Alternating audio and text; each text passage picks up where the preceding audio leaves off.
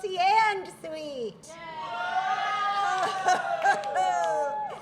Okay, well, we're ready for the salt to come to us, and we're first going to have Andrew Shenker come up and give some words and an anecdote, and then we're going to have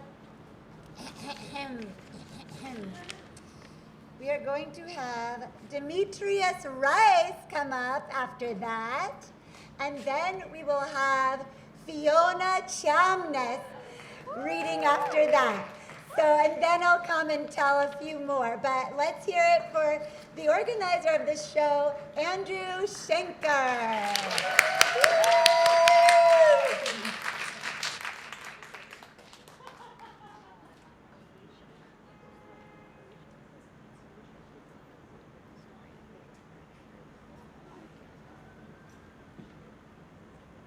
Thank you to that lovely Cardinal.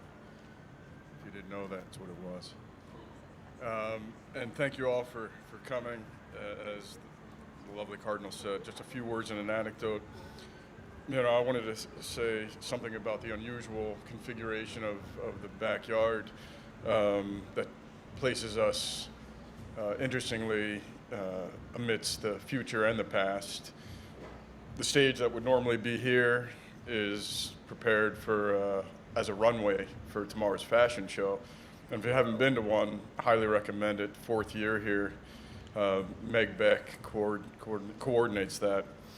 And then in front of you is the remnants of a experimental, immersive performance that directed by Issa Leal, revisiting Beckett's Endgame in a very interesting way.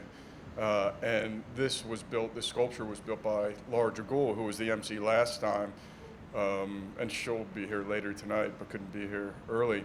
But interestingly, this piece had salt coming out of it for the show, so it was a perfect fit for tonight, being the center of it. And especially because salt is from the only family of rock that humans eat, which I found reading, if any of you have come across World History of Salt by Mark Kurlansky. I highly recommend that too. It's essential for us, yet we don't produce it. And if we run out of it and don't know where to get it, we follow the animals who know better how to find it, lead us to a salt lick. There are many more things to say about it, but I'll keep it brief. And I just want to share an anecdote that happened about 15 years ago or so. I happened to be filming an event that had to do with food, cooking, and I asked the chef at one point, what's the most important ingredient? And maybe because he was chopping onions at the time, he quickly said onions. And then a little while later, he said, hey, Andy, can we revisit that question you asked? I said, sure. And he then went on to say, salt is the most important ingredient. He said mainly because it allows for taste. It opens up the taste buds. And then he went on to say, salt is to cooking as air is to breathing. So I thought and think and dream, we may be salt for each other. Thank you.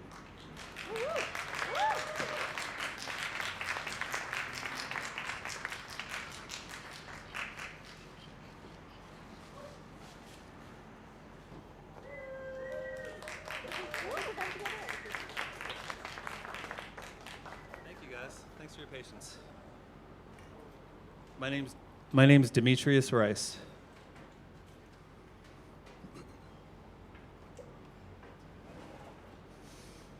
I'm reading 2. This is untitled. The second is called Time is a Liar.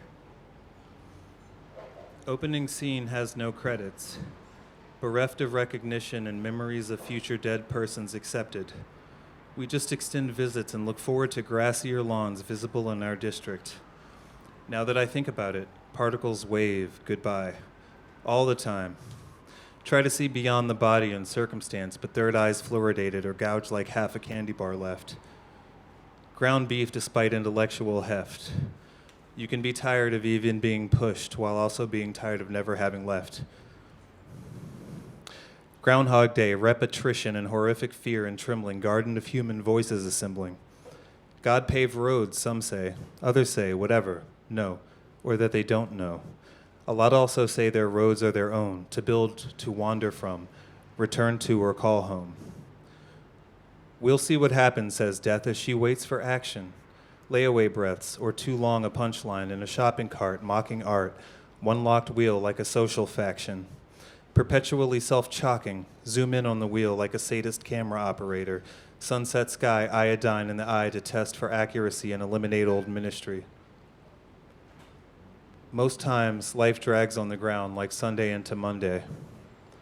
When you'd otherwise wish it to air balloon and vacuum discomfort, a liquor expands blind spots at the saloon, from the vicious chaos of bar hop to the too quiet fuse, broken dealt dishes of the emotional cyclops.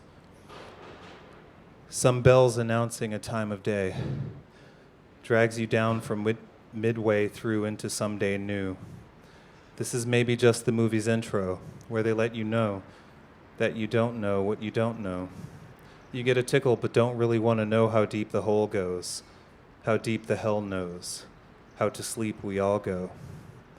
Birth of grain, a little rebellious but specialness feigned, point of attention arranged. Into focal crystals of sand grains on the beaches of salt water the sun chose to highlight in today's campaign. Had we once spoken when infinities joined with unity's fontaine, a phallus into space, so confident in speech, next step accept, wormhole catheter, the trajectory and absolute monument, decrepit convictions clothed in memories that the present mind is after. All the message means is that its building is bricks assembled in a sequence at one point, but now just a lamentation to catalog randomly shoved dialogue via senses and sides of its walls, no longer with labels or any real significance. But let's pay our respects to hard-earned agreements vis-a-vis stalemate grayscale derivatives. This is a whisper which revisits our old haunts in confidence. Would that the space is not eating him alive. Every moment that he lives past outlives him twice. Kill. Assault on the spirit. Ghost torturer. Runes out of sticks, aren't ya? Ice flow of slowed cordial social contortionists, smoke-stained trained horn signal oncoming the four on horseback who should be so fortunate. Binge on ornaments like benzos or benzes, forlorn yet still forthcoming when the return diminishes. Cleft of intersection, Best Western, at gift predilection, sift past initial detection, only stand alone at the lectern. Prosthetic day trip, experiential additives, to lonely mattresses, human packages, bounced balances, checks, collapsed candlelit counterbalances. When the breadcrumb trail fails for breadwinner, nailed to the cross, lost co-conspirator. 13th disciple, twin disguised as rival. Connival, wartime opportunity sniper. Supply chainsaw, life hacks for survival. Of the first world, always the first and last words. I did my duty without a diaper. Be the cake to your Pied Piper. Central location, denied vocalization. Exposed toes denote remote compote of love and addiction castle moats. Struggle hassles most. Finished poetry, nice knowing me. Gone like a ghost before the toast pops up, no apology. I had to know, had to live, just to let go. Like when they say something's gotta give, this is what I should do. Got this long list of prosed, I should just read it aloud like it goes. The language of expression, just a set of keys. As daytime bows, so does understanding. Rolling my R's at a tempo for fast mode dancing. Blue eye knives raise tides like stirring in the sugar to sell the shift in wind to her gentle speech patterns, and sweet tooth for torment. Guy wants to bargain to set alarms. What she loves reigned for 3 days. Background percussion and an improv ad lib. Motivation gives to chaos while we live. Find poetics in the silence between spoken word and blinking eyelids. Autumn is when I found introspection. comes knocking with the first cold winds. False flags of winter weather serves as a warning. Take a jacket when you leave out the house, along with emotional armor as you incorporate what you wish, for what is within is without. Deadlines remind as nature revises its perpetual everyday as one day. Only time is in the way, is the way. That's where our grain and grist and grit is to be found, in the moments time provides, barricaded between other moments that rob the present of how. It's a gift to us, this stop-motion animation. Even if you don't pay attention to the frames in time's passage, you can still experience change and elation's perfumed commotion. My compatriots, I'm not the author. The Duende has no father. These are scattered thoughts encrypted, open-ended. Hope feeds portents, but also adorns ornaments of importance. New days of the sun's fused rays, an ocean of ideas born to hydrate the sands of time and salt of purpose to demonstrate.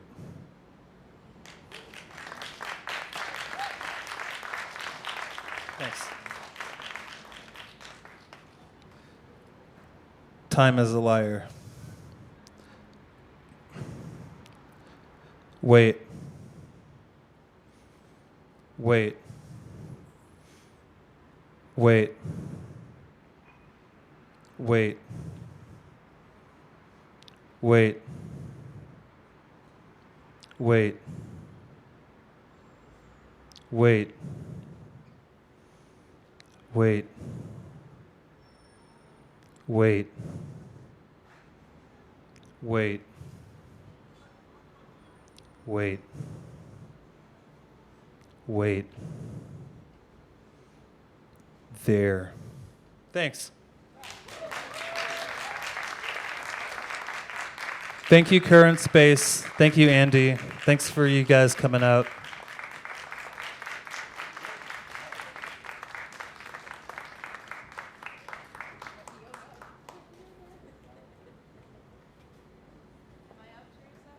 It's up, Fiona.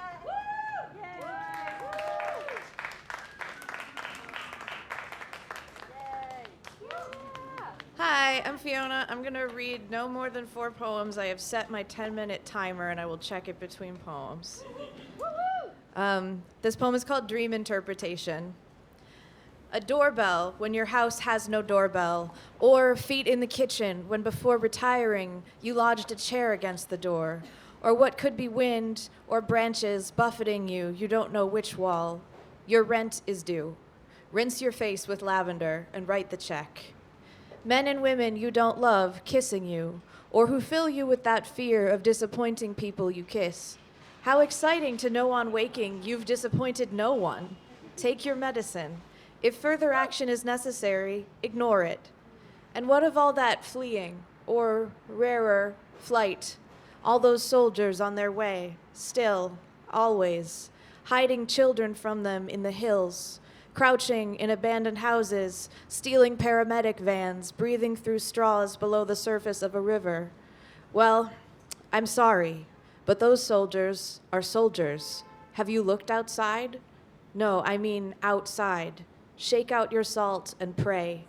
Don't prognosticate, plan, not for the next moon, for morning. Business you will go about, while, if not yours, the souls of others cut and are cut out.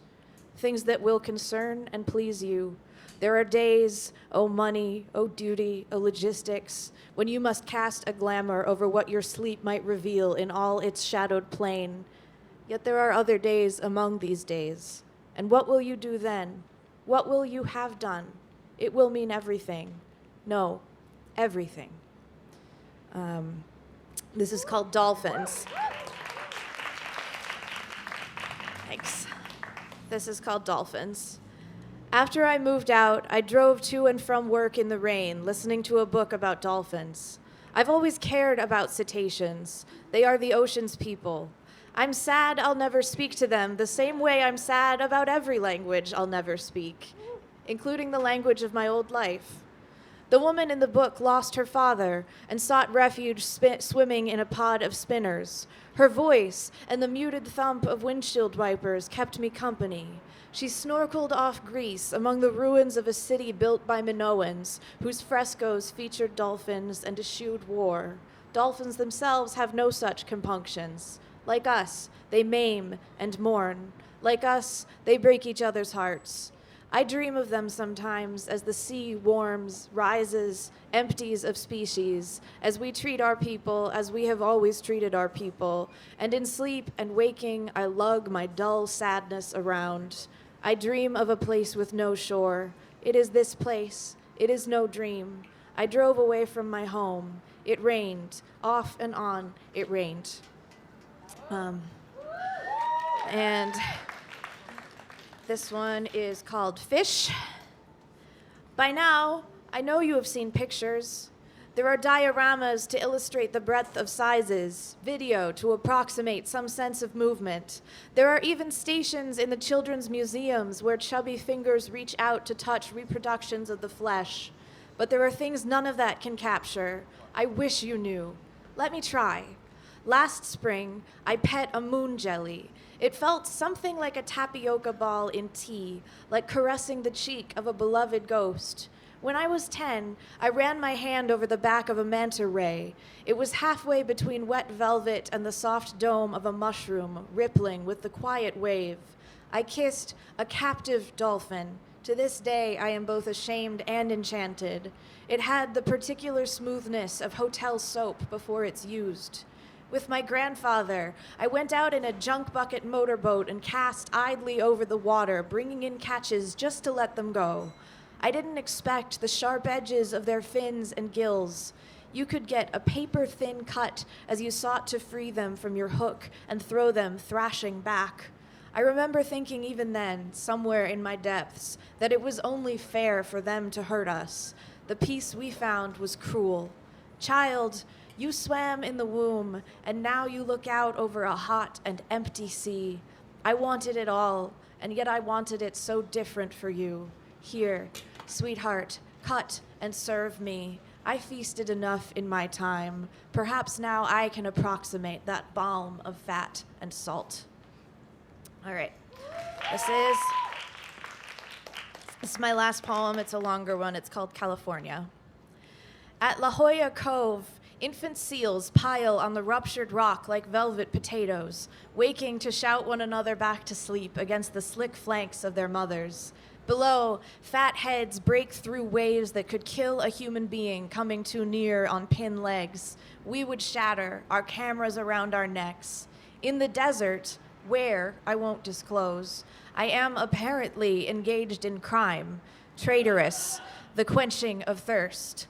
All around us butterflies crowd, thick almost as gnats. A visitor, I consider the ethics of specifying. Their orange, black-lined, white-spotted is not that of America's favorite travelers. They are smaller than monarchs, dustier with sun. If I have identified them properly, they journey more than twice as far. The longer I spend describing animals, the easier it is to take comfort in the compassion that marks the symboling of animals. But I am angry at the love of animals sometimes. I love the sweet eye of the seal, and I say, let the seal clothe the baby. If there must be a freezing prison, fill it with butterflies. Not that there is ever reason enough for a freezing prison. Winding to among the rocks leaving water, my group finds empty gallons, a mangled shoe, footprints pointing north after 2 days of rain. We find jugs sliced open with knives, the liquid left to bleed over the thirsting ground, good as slitting a throat. A mockery. Love was here, Voyager, and see how we hated it. Stitch, as far as I'm concerned, a blanket of 1,000 struggling wings if it warms a traveler toward one more night of living, for this is my own kind whose faces I cannot detail for fear of dealing death with description. One name, one eye delineated, the timbre of one voice, one history, one loved one left behind. There are men with guns patrolling. There are hunters at every door. Badges and trucks, ankle bracelets and money fed and fed into fluttering life. There is profit somewhere in dividing even the ocean, and miles south of the lolling seals, a fence stretches its warning out into the sea. if we do not move against it, following always the example of water, which moves because it moves, which slakes because it slakes, if being human is not reason enough to be human, let us break. Thank you.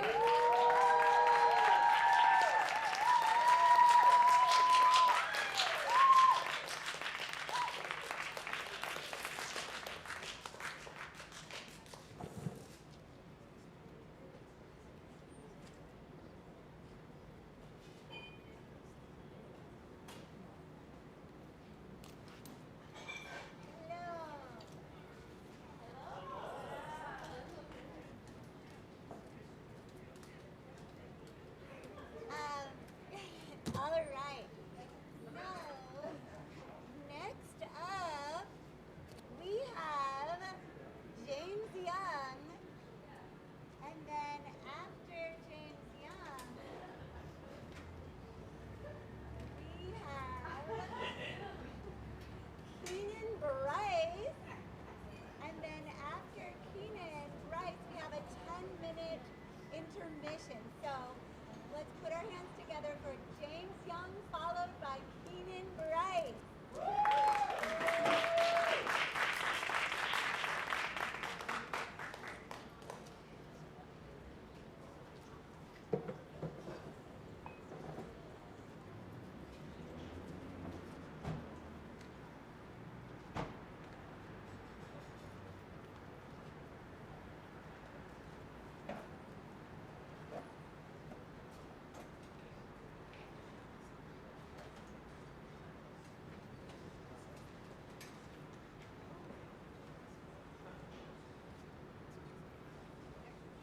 Hi, everybody.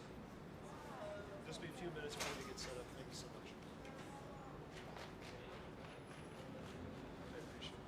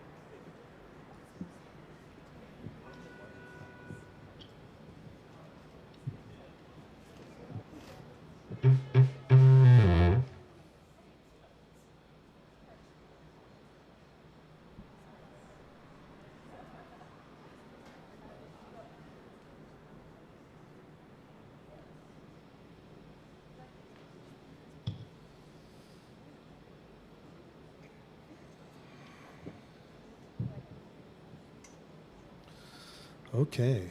I appreciate everyone for coming out tonight. There's so many of you. This is really exciting.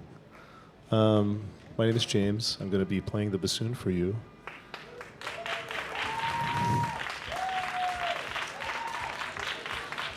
That's cool. That's really cool. Let's hear it for the bassoon. Wow. Wow. This is amazing. So I've really enjoyed this evening so far. There's been 2 acts. I'm going to maybe bring it down a little bit, play something a little more haunted than what we've been experiencing. It's kind of more of a pastoral piece, like the image of salt versus the sound in my head currently. The image I'm going to give you, and you can destroy it and create your own image in your head if you wish, but the image I'm going to give you right now is infinite dried up ocean. Kind of like when you're cooking pasta, but you forget that you are going to cook pasta, so you leave the water boiling with the salt in it. And then you come back and you're like, uh-oh, I just have cooked salt in the bottom of this pan. So that's where my head is right now. Okay, here we go, everybody.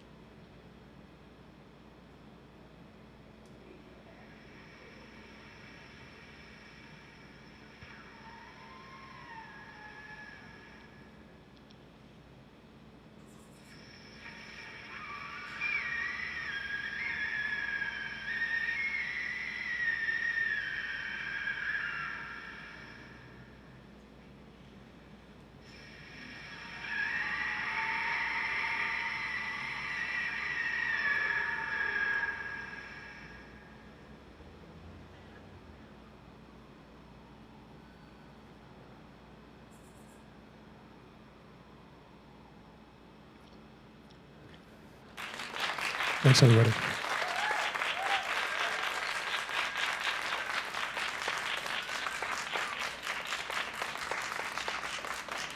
Thank you so much. Thank you, Current Space. Thank you, Andy.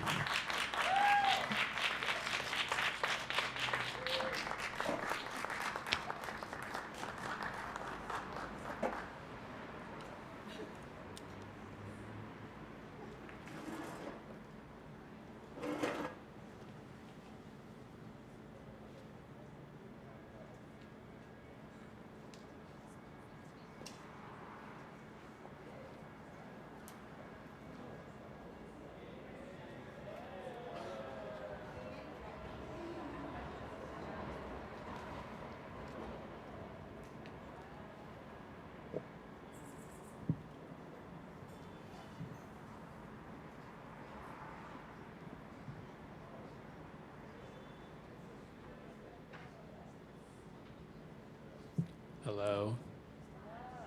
My name is Keenon Brice, and I'm going to be reading a few poems for you.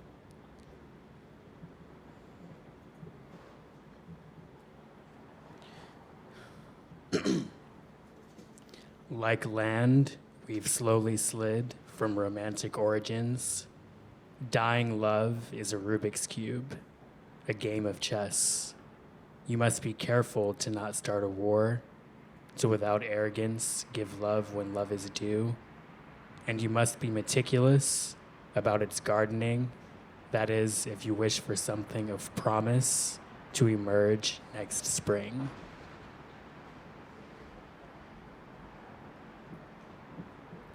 Indie Dream. We were supposed to be an anomaly, a true indie dream. Your tall and bearded whiteness, opposing my likeness. But hey, we'd give it a try. Give a try to the vision that we'd give up on socialization and head for the mountains. Strapped with a loud crowd of hippie angels of our own, flower crowns adorned, bright and colored little things, a shame to onlookers whirling by. But praises sung from angels above. Finally, they did it. They got it right. To foolishly have thought I was supposed to be your knight, and you a queer, glittering princess. But you gave up on the future of watching our non-biological babes from another mother be born and transform year to year ahead of the natural curve. Doing the homework we chose by candlelight, night by night. We'd be those parents, taking them to Woodstocks, putting on plays, making costumes from scratch in knapsacks, wild falafel for dinner, no killings in sight. This is why I followed you for 6 years, bated breath, for the vision, for the dream to fulfill me, but you gave up too quickly on our anomaly, on our indie dream.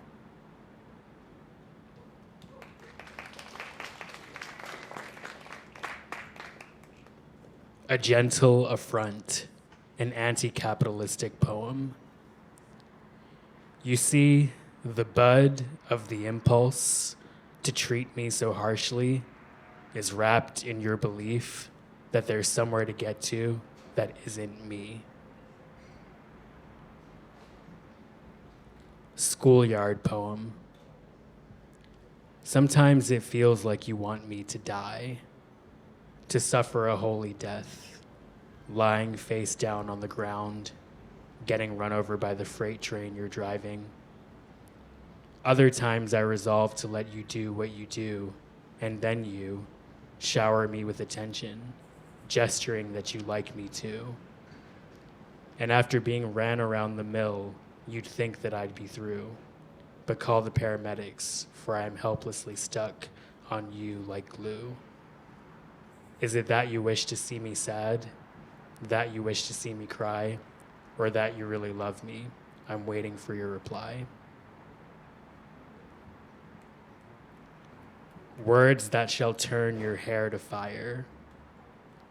We both know that I have become a specimen in a petri dish of your laboratory these recent years, an institution far away from love, a space where light nor shine can get through.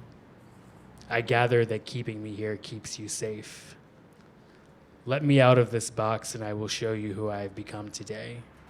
I ought to bite your head off and run away, ruin your village, cause plague and famine.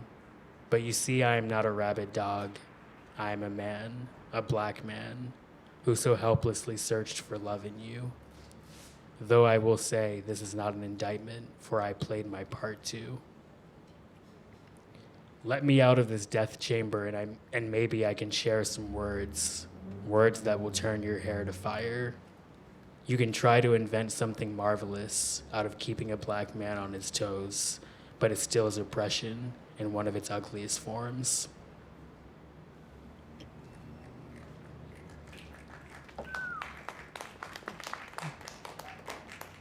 Lovers in denial. The dark magic that exists between lovers in denial can never be tamed, for the magic is devilish and always up to no good, haphazardly locking eyes for what seems like 100 years without their own consent, and the way it breaches the line of communication so that something is said that shouldn't have been. The friendly "I love you" exhaled for too long that embarrasses them both. The goosebumps on the shoulders, the butterflies in their stomachs, and the smiles tucked away for dear life.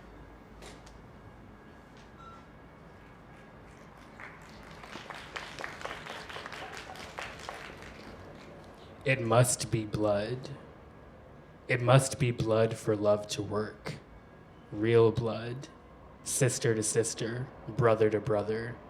Yes, I am saying these things. Cut from the same shitty cloth. Fetishization will die, exoticism will not do, for this is something we already knew. If that makes your skin crawl, turn your back and run home now. Cannibal. I love you like the panther eats her own young after a crocodile fatally injures it. She had no other choice as a bereft mother but to eat the grief, devour him whole, as a way of sending the child back to source, to its originating point, herself, with the deepest love. I identify with this sacrifice. I guess you could say I'm somewhat of a cannibal myself, because in your absence, I too cannibalize you. Your old text messages, new lovers, and your new way of living without me, like it's supper. I don't know if this is normal, but I don't foresee the habit changing anytime soon. So I hope you can come to understand this part of me. And if you could, please forgive my inappropriateness. Thank you. Okay,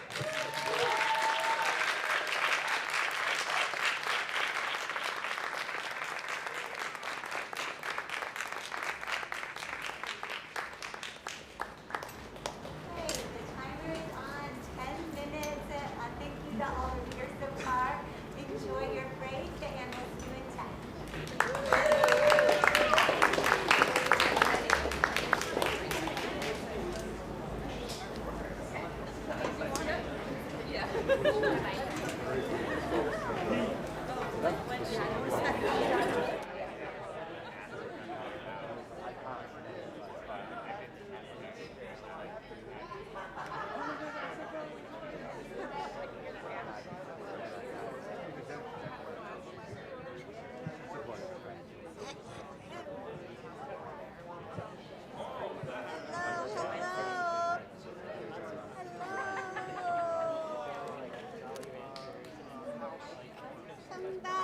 Come back.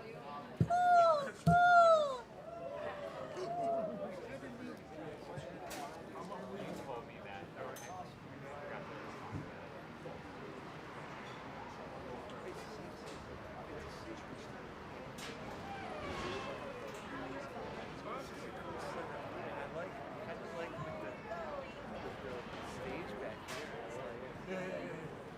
Are we ready for the next reader?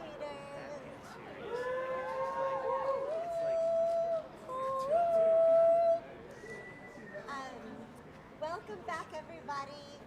Our next reader is Lily Herman, and after Lily Herman, we have Laura Grothaus. Yes. And then after Laura Grothaus, there will be a skit by myself, Allison, Clendaniel, Jacob Zabawa, and Myles Hamilton. So let's get ready for Lily Herman. Lily,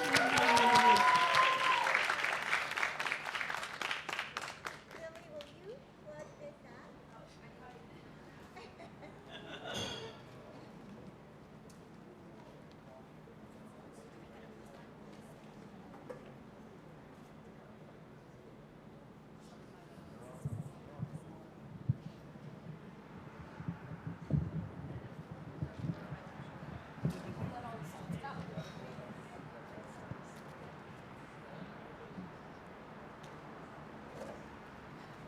Good. Thank you. Hello, everyone. I think when Andy started talking about salt, I was just thinking elemental things. And I've been thinking about this friend who is a poet that I had loved growing up, and I heard read just before the pandemic kind of landed. It existed, but it hadn't touched us yet. And he was reading this poem, he read this poem that had this line, "My friend and I are in love with the same woman." And that kept repeating, and it was very obvious that he was not talking about a woman. Maybe he was, I don't know, he's been married to his wife for about 50 years. So it would be an interesting friendship if that was the case. But I think he was talking about some kind of pulse that we all kind of have different relationships to, and how that affects our relationships to each other, and how we pursue it, and how that brings us together, and how it brings us away from each other in these different ways. So this was a poem that I've written kind of in response to the public disappearance that he's had, and we've all kind of had this withdrawal from public life in a certain way since the pandemic started, but also knowing what I know about this person and that he's had this very specific, very difficult few years, his kind of personal silence in the poetry sphere and in the world. So this is about him and his friend being in love with the same woman. You talk about yourself and your friend as if you are two beasts grazing happily side by side, united with affection and cud for a common muse, a woman coupling available with aloof, turning on the steps to look back over one bare and lowered shoulder. 3 photographers who spent an evening with Marilyn Monroe each confessed afterward to the thought that if the other 2 would just beat it, something magnificent was going to happen. But your girl is more of a singer, isn't she? Maybe she was in love, but not as much as either of you had hoped with your adolescent jockeying. Maybe the woman arriving at dusk and leaving at dawn, lighting your lamps and shifting your stars. The Irish lady who made potatoes dance, Bess the landlord's daughter, plaiting a blood-red love knot in her long black hair, was not the devotee you took her to be. Maybe she stayed late in bed dreaming fitful dreams instead of climbing the steps still glazed with morning mist to the temple where your mother knelt to leave meat and smoke in exchange for your growing tall, for your father's safe return, for an end to your brother's suffering. Maybe she was the statue before which your mother knelt, in its hale and comely silence, or the offerings of rice wine, small mirrors, and rosary beads wrapped 3 times around virgin hands. Maybe she was the misaligned star by which all others learned to demand rigor and rightness of themselves. Maybe she was made of words your sister couldn't speak in spite of your wish to understand, because men's ears weren't shaped to hold the sounds for what was done to her. Or she was the way home that you became a monk to cease remembering. When the sun sets, I walk barefoot to find you and your friend roiling in your shared love, like you sweat next to each other in summer, spitting the words you'd learned for lust into the patch of dirt that divided you, like Horatio waiting to see the murdered king's ghost and ask it for a story. Without apparition, all we'd have is 2 centuries bridging death and life with yet another insufficient question, or a pair of brothers that everyone wants to see kiss. What we have is saltless bread hurried into a sack as the final sounds of exile closed in and drove you from one more place that clattered like home, where your mother sang, where your father found work practicing first medicine, then prayer, and each carried a jar holding half of your face until you came along and learned to inhale, hold your breath, and exhale for a full minute each. When this house was turned upside down, your brother gestured at you, hold, that soldiers had not learned mercy from your father's God. You didn't draw another breath until steam rose from fresh ground beneath you, until a second revolution had come to parse you from the memory of the first, until it became unclear which war had driven a violence into your brother that his face struggled to hold on its smooth surface without it poisoning or puncturing him. Maybe the woman is a moonless night, the black lake demanding that you cling to prayer even when you can't see it reflected back at you, or the way that later you held your mother in her months of dying, stretched her with your strength into bathing and resting shapes, or the woman is the girlishness with which your mother blended time to ask in her final moments if she was going to be married the next day. Maybe I'm the woman, coming to kiss you with lips still wet from pronouncing my love for your friend like a diamond, my love for you like a dog. Or maybe I'm the friend trying to love you through the woman who refuses with her water and bones to become conduit. Or else I'm you, careful not to say anything you wouldn't say, so your life will be as you left it, sidling down the mountain slantways, mindful that my knees can withstand 30 years more knocking than yours can. Maybe you're the woman, and I have been unfairly coming to claim your time with my season of petty heartbreak and pneumonia. Maybe there is no woman, and we're crossing through a valley toward the bounty we'd always imagined to be our fate, the fog close and kind above our horses' rocking heads as we reason it's more dangerous to travel in twos, but safer by night. Maybe the woman lives inside your wife's dreams, those pyramids who have etched the sky for 50 years of your combined sleep. Or the woman is the man who listened patiently to my story, held me to him, and said, "That's immense, Lily," but didn't offer to take on the case in any special way.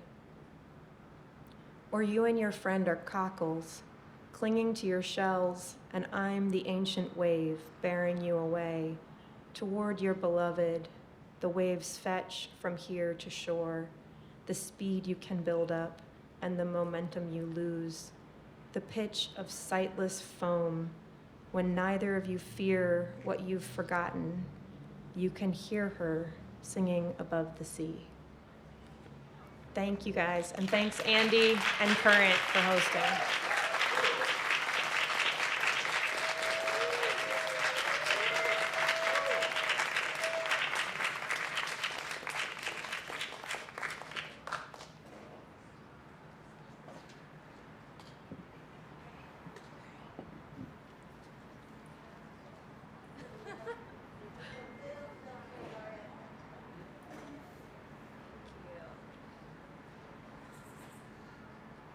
Thank you all. Is this too loud? Okay, great. Okay. Thank you all for coming out tonight. Thank you, Andy, for putting this together, and Current. It's really great to be with you all. I'm going to let you know what you're in for. I am going to read you a sexy mermaid poem followed by 2 sexy Jesus poems, and you're probably going to think, what does this have to do with salt? Well, they're all from this collection I've been working on for 10 years called Salt, which is kind of a riff on medieval prayer books called Psalters. So you'll see the Jesus connection. It's kind of a queer reckoning with Catholicism. But this first mermaid poem deals with selkies, which are creatures from, yes, hell yeah. They're from Irish mythology. They're women who can turn into seals, and they shed their seal skin. There's a story famously about a fisherman stealing one of their seal skins, and then the woman has to become his wife.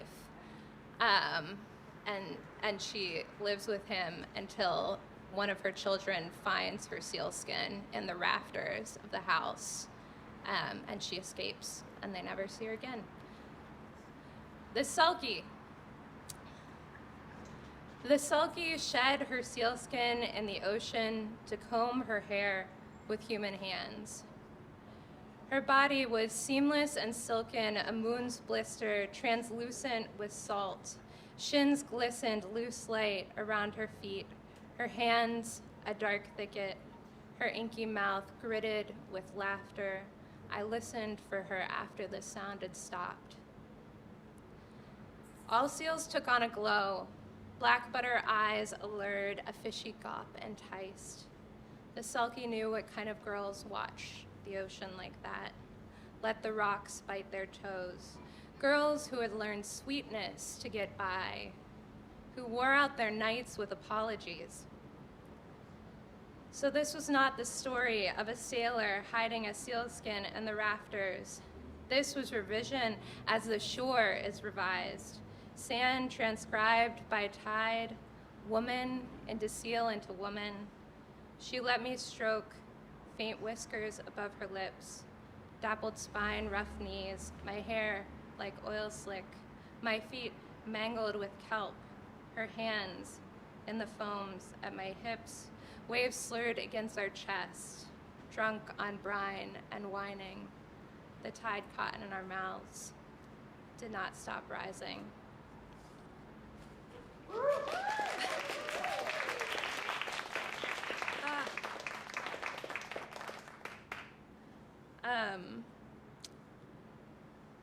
This next poem is called The Tending, after a painting, Saint Sebastian Tended by Irene, which is by Hendrik der Buggen. The woman gentling your arrows from your chest look as if they are pulling splinters, so calm, while dusk velvets your limp gray hand. I've heard you were the patron saint of dispossessed queens and tomboys, diners at the altar of Lady Ham. Oh, Sebastian. I kissed her mouth on the couch after roller skating. Her cat stared, and it felt like God laid a finger on my spine. In the background, the shape of the trees mirror the shafts in your chest. We are meant to read the symbols: tree, arrow, crimson cloth, hands and threes. I don't know how we pick our emblems or anchors, how you became a book in a library of crooked hips and back pockets, how we learn that our bodies have been lighthouses all along. Her mouth was soft, the couch was warm. A ship in a bottle sailed the desk. A tree touched its fingers to the pane.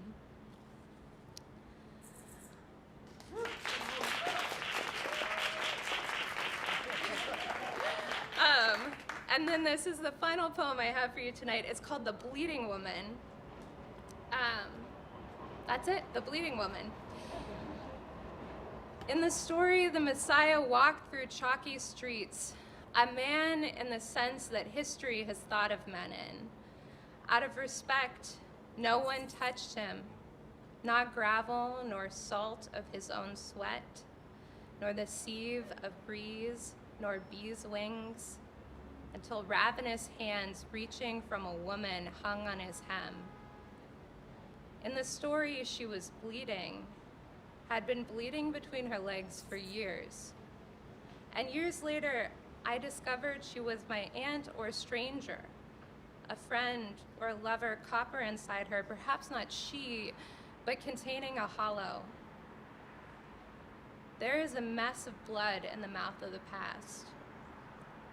In the story, the Messiah said, "Who has touched me?" having felt the power pulled from him the way spring pulls green from the tree. In middle school, her gratitude and her healing were enough for me. But this is my sermon, so let him be grateful. Let him be healed. Let the man who cannot escape history become something besides a man. Let her touch every part of him which longs to stop hurting all that he touches, his soft failure of a body. Let her touch him as he reckons with the clay on his hem, as he leans towards the dirt and licks her wound like a dog.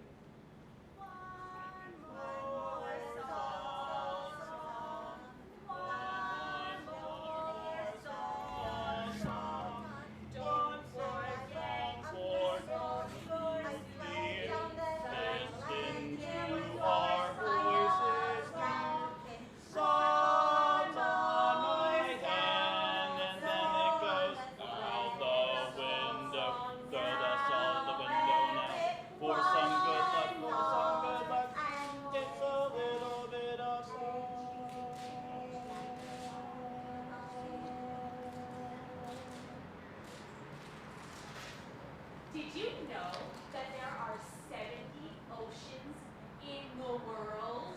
And there are 7 grams of salt in the human eye?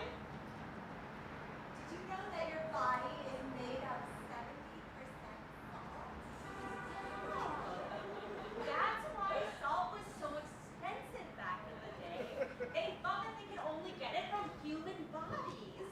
We're basically human salt shakers with just a few organs.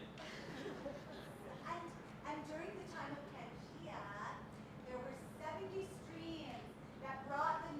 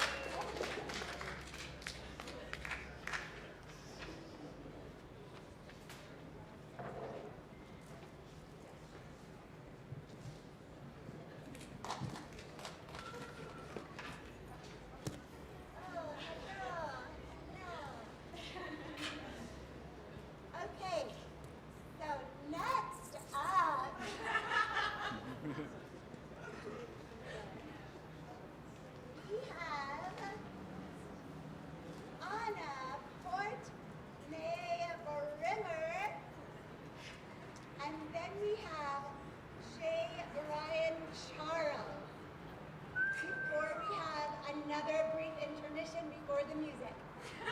So let's hear it for Anna Portnoy Brimmer.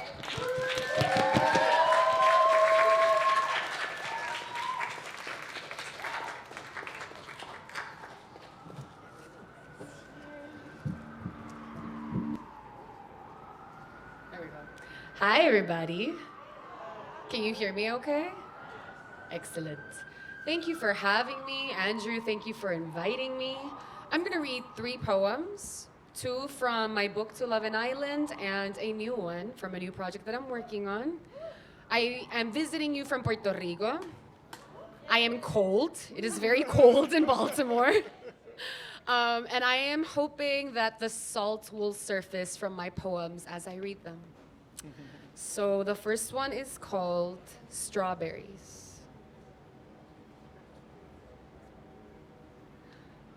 I'd always been told strawberries couldn't grow in Puerto Rico. We didn't have the climate. Up here, on this finca, past the carcass of Peñuelas' petroleum past, where even hummingbirds are dizzy with height, small strawberry studs slip off like beads from a necklace on my tongue. The farmer picks them gently from their fuzzy casing, warm and tender from swallowing the world's beatings as he shows us his budding coffee crop. Crecemos el café bajo sombra. I think of all the work we do in the shadows. Rearing coffee under the sun is hurried and stifles taste. Its flavor should be layered, like the rock that makes this mountain of an island. All plants are carbon-husked patience, but coffee is a slow birth, bean of push that takes as long as 4 years to ripen. Intercropped with bananas, papayas, and pyrethrum to lure away pests, allow for just and solidary growth and abundant existence. This steep hill of harvest is everything we're slowly trying to become. The farmer says after the hurricane, they lost the majority of their coffee shrubs. Seeds were swept away with all else. Mass growers strike deals and offer seeds so local farmers can grow to sell back to them. We have to grow our own, to be our own. He smiles, splits open a coffee pod, drops the pulpy body in my hand, and tells me to try it. I'd always been told freedom would never come for Puerto Rico. We didn't have the climate. I asked the farmer about the strawberries. Son silvestres, he responds, and points to their beautiful excess. And the next one, thank you. The next poem I'm going to read is entitled Sargassum. For those who may not know what it is, it's a seaweed, and it floats on the surface of the water. Let me find it. Okay. Sargassum. Switch. There's so much to be learned from that which floats, a patience from the Gulf of Mexico to a sea of its name. Sargassum drifts hand in hand with itself across moleculed drowning. Ripples orange, then brown, ocean vine climbing, buoyant for sunlight. This algae moves as model islands, nursing its dwellers, pipefish, crabs, and nudibranch, protecting its young, flailing turtles, sovereign from the tips of leaves to the swell and safety of crawlers and hidden. Salt shrub archipelago breeds by fracture, but never behaves as such, always watching for myths of dry land and the men who wet for it. like Columbus, spearing his foot to find it unfirm, unconquerable, yet he is not the invasion. Blamed the brined bush on his shoe for a bloom no longer bound by spiraling currents, now swims in factory and filth, burning waters, is wrung to birth and birth itself onto shores where cruises worry to suffer this forced flowering. Let them suffer this flowering. Remind us to survive the surge, self-suffice, sail the uprise, to be islands. Teach us to stay afloat, to flee the sinking. And then I'm gonna end, thank you. With this last poem, it deviates a little bit from the topic, from the themes in the last one, and I don't know if it's necessary to mention this, but there's some adult content in the poem, so for whoever may need it, adult content warning. It's entitled Mercurio, and it has a small epigraph. I wrote it while I was in Oakland, California in August 2021, and it's after a poem by Faiz Ahmed Faiz, a poet and political prisoner. And the line in the poem by him is translated by Aga Shahid Ali. Here goes. My nipples are studded with salt crystals. You take them into your glass rim mouth. I trail a glittered cock over your lips, slip it between your thighs. You come onto the sheets. I read you poetry of revolutions past, revolt, pamphleted prison walls, occupied homeland, the delirious grief over countries and lovers. Faiz reassures that though tyrants may command that lamps be smashed in rooms where lovers are destined to meet, they cannot snuff out the moon, so today nor tomorrow, no tyranny will succeed. A wild hemp cigarette at your teeth, a joint fogging mine, mourning a waning movement, and a world where they're needed in the first place. How intimate rebellion and desire we ponder, more so in verse, and the imperial insistence to extinguish them, the CIA's paring knife, the Western blockade of barefaced politics, sentimentality, a continental insularity for books and barricades, imaginary snuffed out, utopias doused. Your ebbing belief in the left with a capital L and what's left of this country, my mercurial hope and fervid poetry, still. Tomorrow we'll be cooking at mutual aid kitchens, paralyzing some 6-lane highway. Tonight, the moon clenched between my legs, I'll drip silver into your mouth while you strap on and whisper how much you love my rabid lyric, frenetic sensibility. Thank you.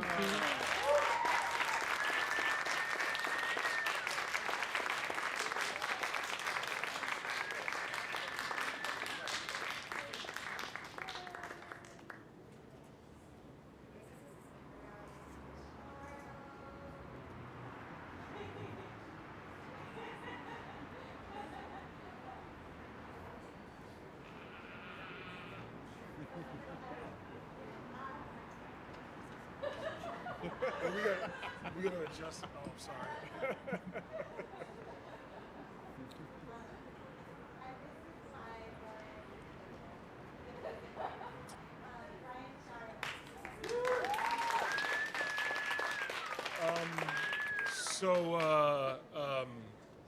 This is from a newspaper.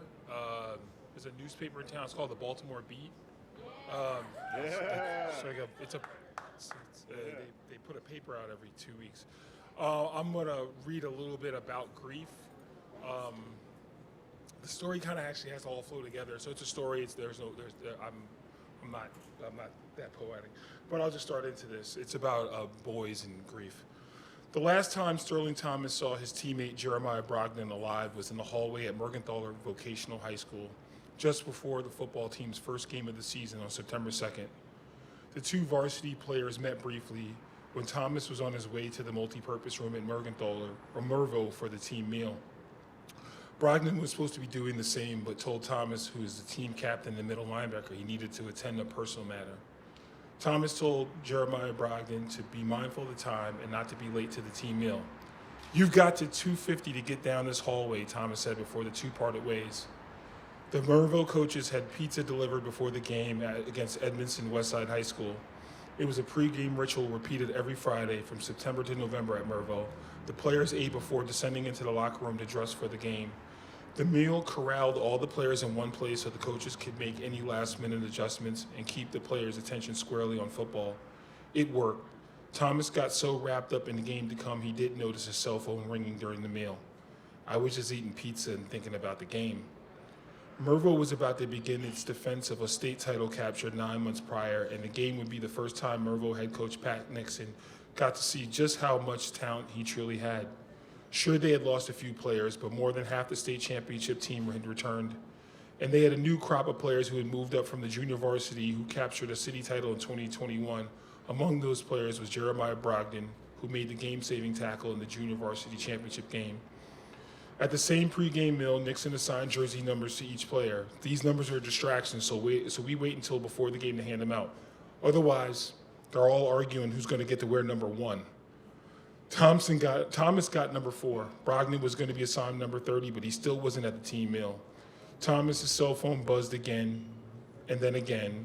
2 more incoming phone calls, but still he didn't answer the phone. He spent weeks learning the defensive alignments. Now all he could think about was donning his blue and yellow jersey and busting through the banner the cheerleaders stretched across the south end zone as he and the team stormed the field for the first game. Thomas kept ignoring his phone, but another player on the team answered his as it rang. A student, maybe a football player, had been hurt in the parking lot behind the school. Around the same time, Nixon saw an adult, another staff member, walk into the all-purpose room where the team was holed up. "He's not moving," she told Nixon, who for a moment thought there must have been a fistfight and someone was knocked unconscious. He sprinted out of the room past his players. When Nixon arrived in the parking lot, Jeremiah Brogdon was lying on the ground. He appeared to have already succumbed to his injuries. Nixon paused and turned around to find half of the Mervo team right behind him, staring at the lifeless body of the guy they called Germs. "I turned around and could see my players behind me, and I saw their faces," Nixon said, "and it killed me." Soon after the shooting, a story began to emerge. Jeremiah Brogdon was trading words with a teenager from another school. The other boy, whose name is not being released, pulled out a gun and shot Brogdon. The shots rang out so loud that several teachers reported hearing them. Word of the shooting spread quickly across the city. It was broadcast across an emergency dispatch channel, which is how the friend of Thomas found out. He was the person calling Thomas's phone. Calls of Mervo Sr. didn't answer. Charmaine Brown, Thomas's mother, got word from the same friend who called her son. He finally picked up the phone. "My man is on the ground. He's not moving," Brown remembers her son yelling into the phone. Thomas began to cry. His voice cracked, and he frantically paced back and forth in the parking lot behind Mervo, confused about how and why one of his teammates was dying on the pavement. Brown tried to assure her son it was going to be okay. She asked him to walk away from the scene. "You don't need to be there," she remembers saying into the phone. Thomas refused her advice. "My man is lying there. I can't leave.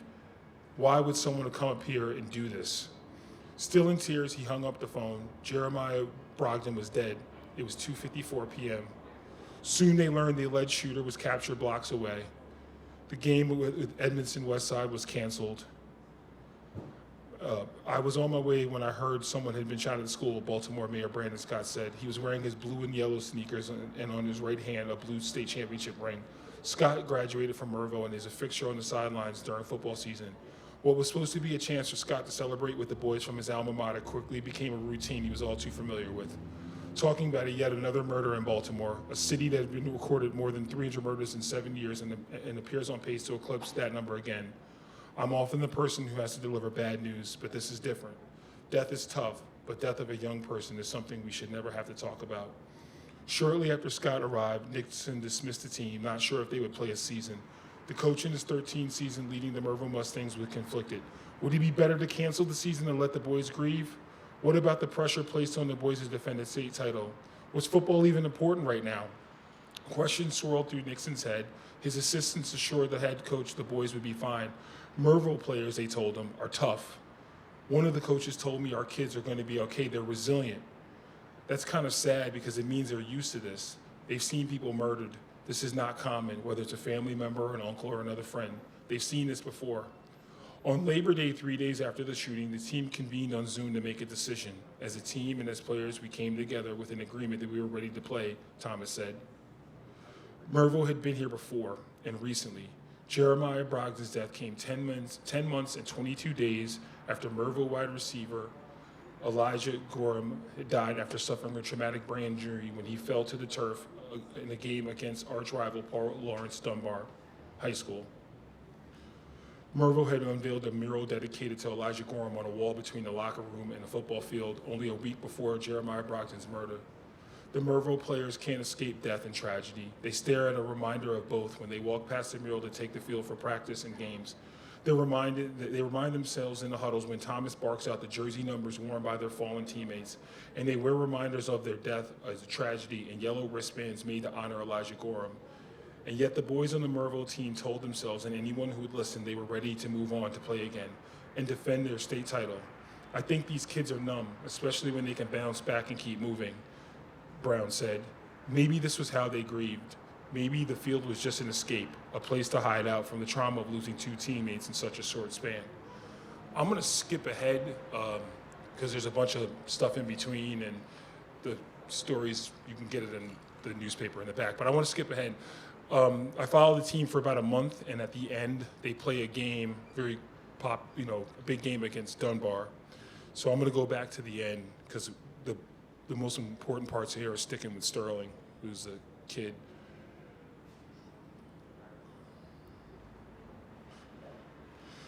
The Dunbar-Merville game has the energy of a heavyweight boxing title fight. The two best teams in the city draw a crowd of passionate alumni and fans too large for either high school, so they play at a neutral site. This year, the game was held at Hughes Stadium at Morgan State University on September 29th. Kickoff was at 6 p.m. More than 6,000 people packed both grandstands, Dunbar fans in burgundy and gold on one side, Merville fans in blue and gold on the opposite side. It's not just another game, Nixon said. There are bragging rights that come with beating a team in the same city, beating players you've known since elementary school. When Dunbar running back Tristan Keenon broke through the Merville defense late in the fourth quarter to score his second touchdown, a 2-point lead grew to 10. At 24-14 and less than 5 minutes left, a comeback was unlikely. Sterling Thomas sat on the bench and leaned over to one of his teammates. "Good game. You played a good game," he said. Merville took the field with about a minute left and drove the field, scoring one last touchdown as the final seconds ticked away. The last score didn't change the outcome of the game, but the boys from Merville fought to the end. After the post-game handshake between the two teams, the Merville players headed to the bus idling just outside the stadium. Thomas was one of the last players to leave the field. He walked slowly, his gait labored, he had a slight limp. His teammates patted him on the back, and one coach told him he had played a great game. He said nothing. He kept his helmet on. The Dunbar game stirred so many emotions in him, and he didn't want anyone to see what he was feeling. After the loss to Dunbar, the team returned to their locker room at Merville. Coach Nixon sat on a Gatorade bucket collecting jerseys. He looked exhausted. The loss stung. But Nixon was proud of how his team fought to the end. There have been years where we would have hung our heads and quit, but this team is not like that. Merville lost, but Nixon was a bit relieved. September had been one of the toughest months in his coaching career. He had to attend the funeral of one of his players for the second year in a row. He had to console his players, all teenage boys, all of whom had lost two teammates, two close friends in less than a year, and he had to prepare them for the biggest game of their lives. Now it was behind them. It's over. We get to breathe. We are just back to managing football. Thomas was one of the last players to walk up the driveway toward the locker room at Merville, his helmet now off. He yells to his teammates that they needed to be at practice on time and ready to work. There were 4 more games left in the regular season than the playoffs. He stopped briefly to unstrap his shoulder pads. My emotions were all over the place. This game was real personal for me. He just played against the same team Elijah Gorham lost his life playing against last year. Thomas hoped to make it up to Elijah Gorham this year and to honor Jeremiah Brogdon. All that weight was on the Merville team. All that was on the shoulders of a 17-year-old boy. It was bigger than football for me, Thomas said. Then he limped into the locker room.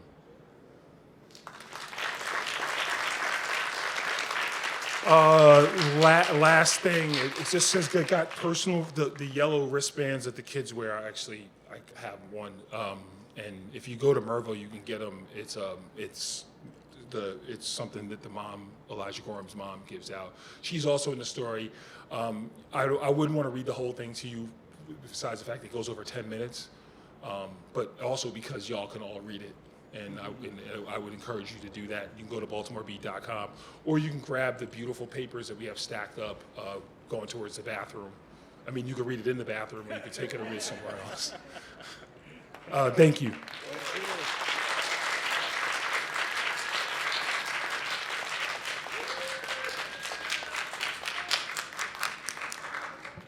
Thank you so much to all our readers. Please enjoy the next 10 minutes as we get ready to hear some music.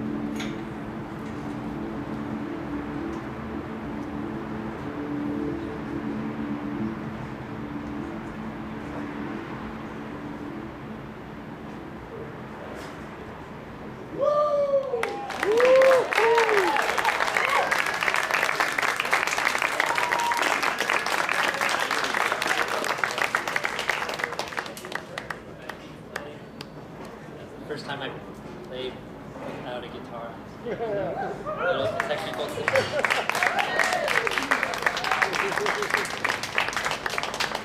That's why I was expecting. Like, I didn't know it. He played with Dustin. All right. I'm going to break all norms here. I'm not going to put the head on for just I don't know why. I got it. Because I mean, see, I can make some changes. But, Accomplices is next. Do you need a little setup time? Couple minutes. Does anyone want to share anything, emotions they're having? Julianne. Julianne is feeling some joy. Having a feeling? What's that? Serendipity. Serendipity. Is there something specifically that happened that was serendipitous? There are some memories happening.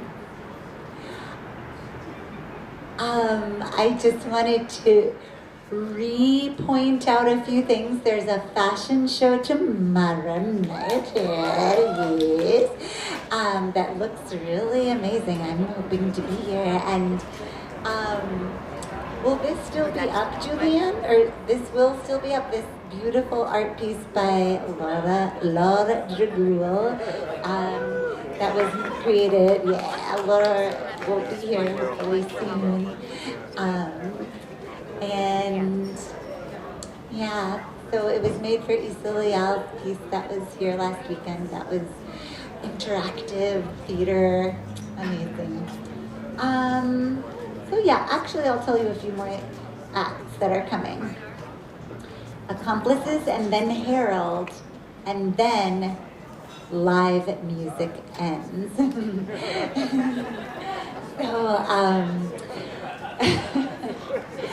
I honestly am not sure if that's the name of a band. We'll see. Okay, so I'm gonna just let you talk amongst yourselves until Herald.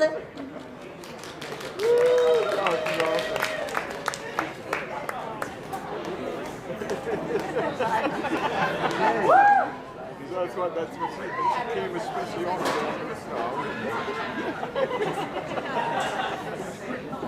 That was a beautiful one.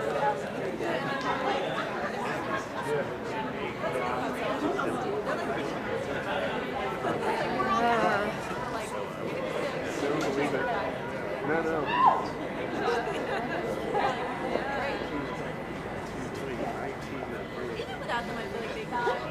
That's what I mean by you never believe it. It didn't start out that way.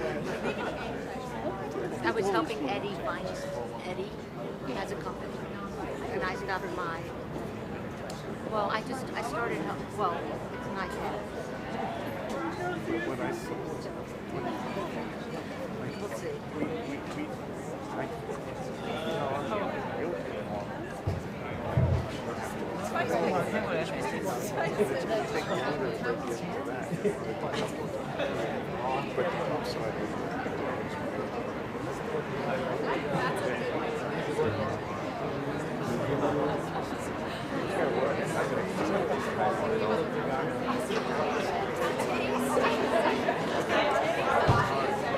Basically, I was just helping Eddie because I was in between jobs, and then I just kept fine. I mean, now it's fine. I just was helping, and then I kept helping.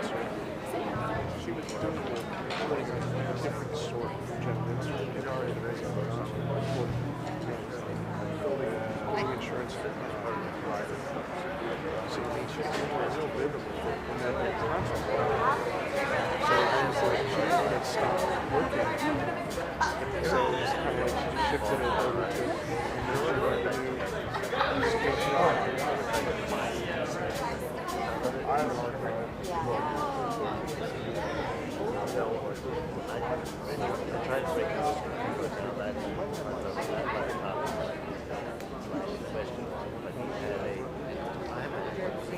That was This is, I do a bit of songwriting with Andy Shenker. I want to thank Andy Shenker for putting this nice together. And I read the lyrics for one of these songs that we're going to sing.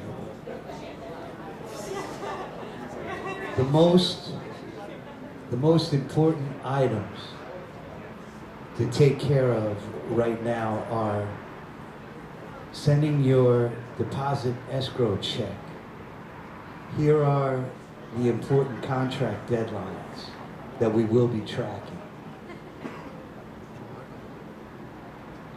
Shit, the wrong note. Shit. All right. We're just gonna sing a song that Andy and I penned in the wake of September 11th, 2001.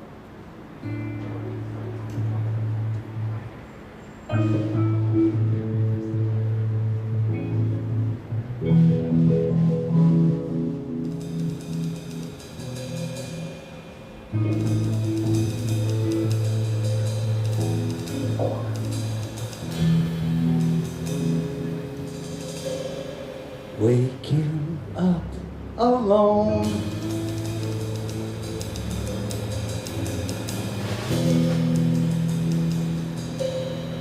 Saturday,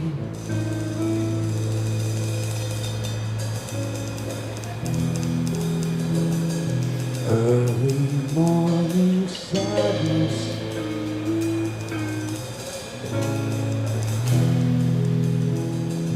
Drive to the store,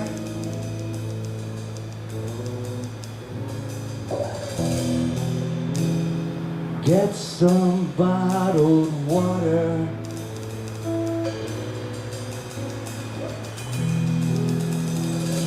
enter the world.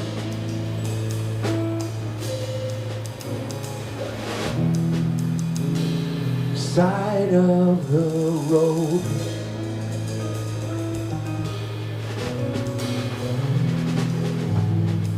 knock at the door,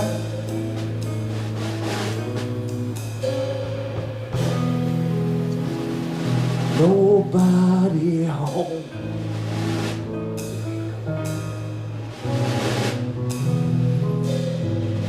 And I don't care.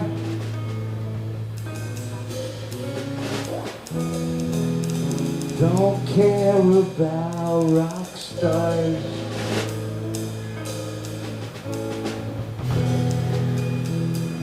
All stupid people.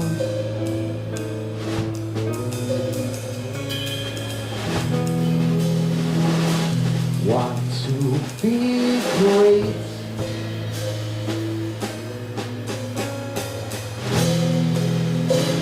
We're all funny people.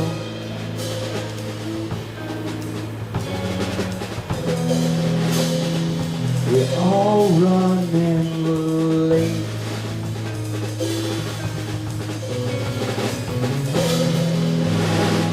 Drive to the store.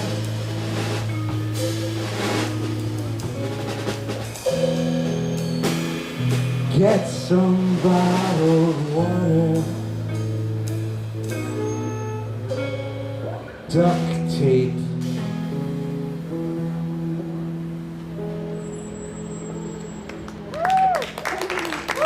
Get some duct tape.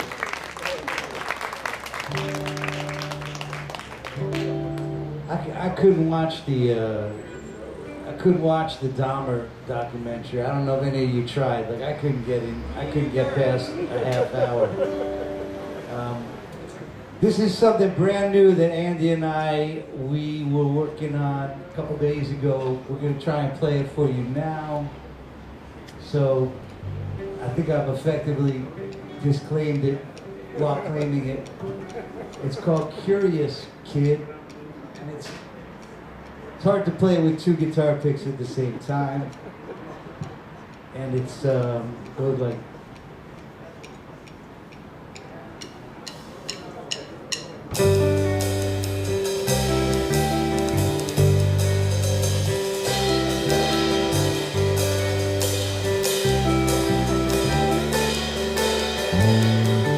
Take it from me, take nothing at all.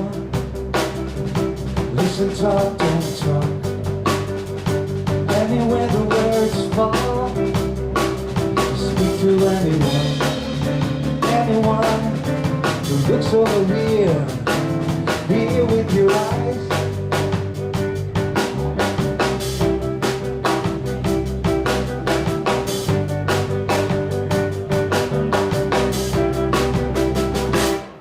For the broken hearted, there's another reprieve.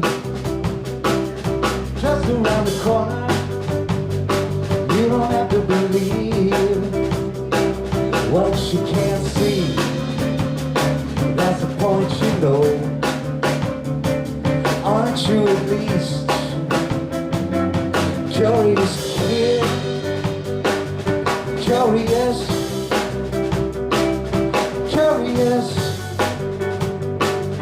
Curious kid, put on your shoes,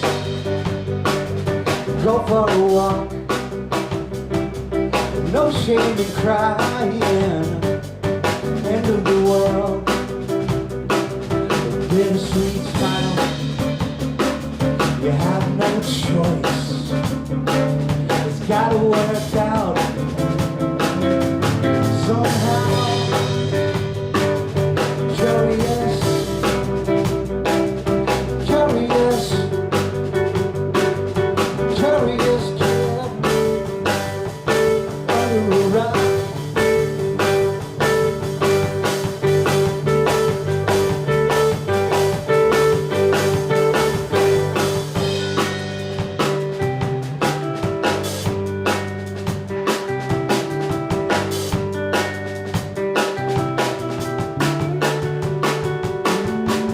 Patiently waiting,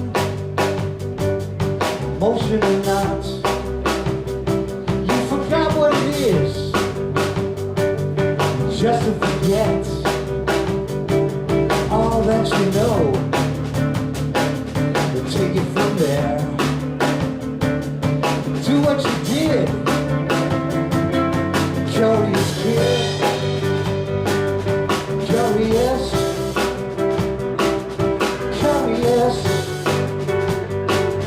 Curious kid,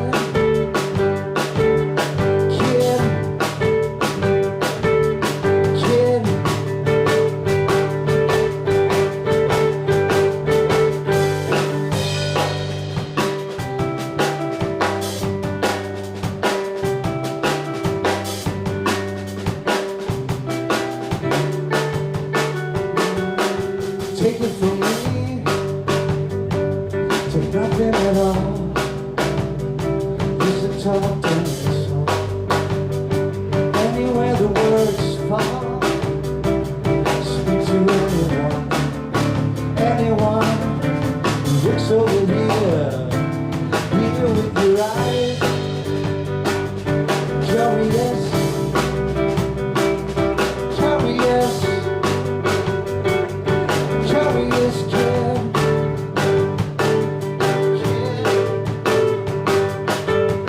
kid, kid.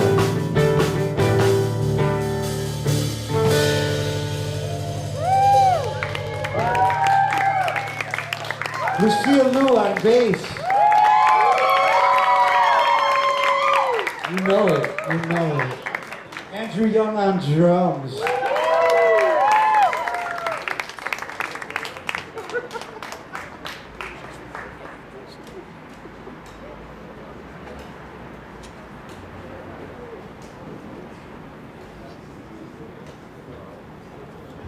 This is, all these songs are songs that Andy co-lyricized, that Andy Shenker co-lyricized with me, so the gratitude runs deep.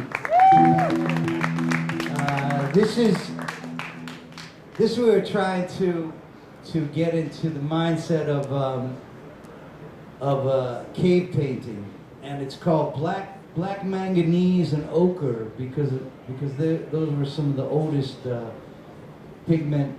Did you guys hear my stomach growl? That's crazy. Did you, those were some of the oldest pigmentations on the cave walls, and so here it goes.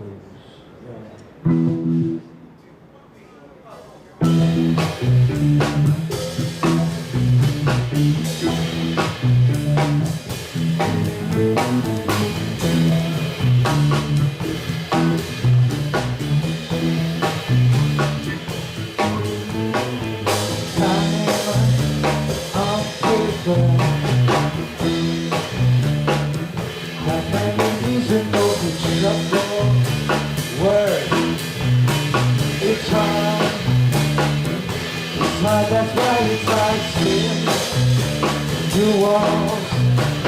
You can because that's what I can't even know the dreams.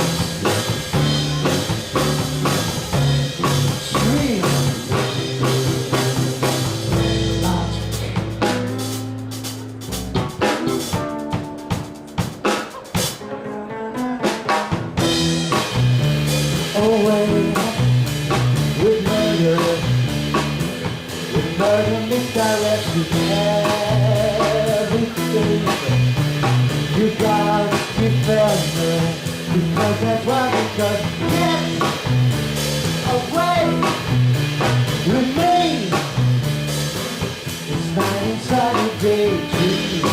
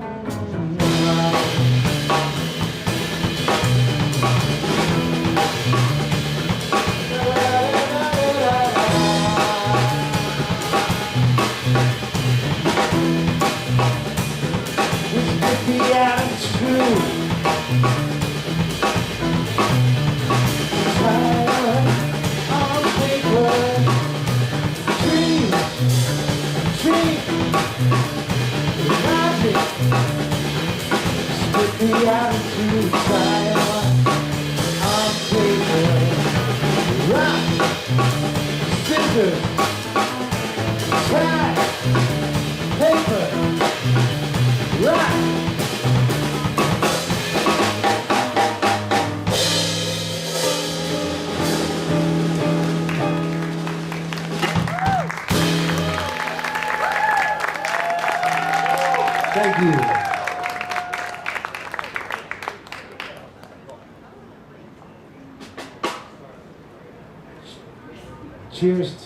Cheers to all the words that came before tonight. Very, very much oozing creativity in current space, as is always the case.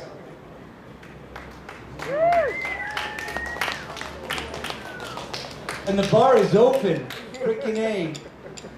The bar is open. Amen. It took some time. It took some time. Thanks for bearing with us.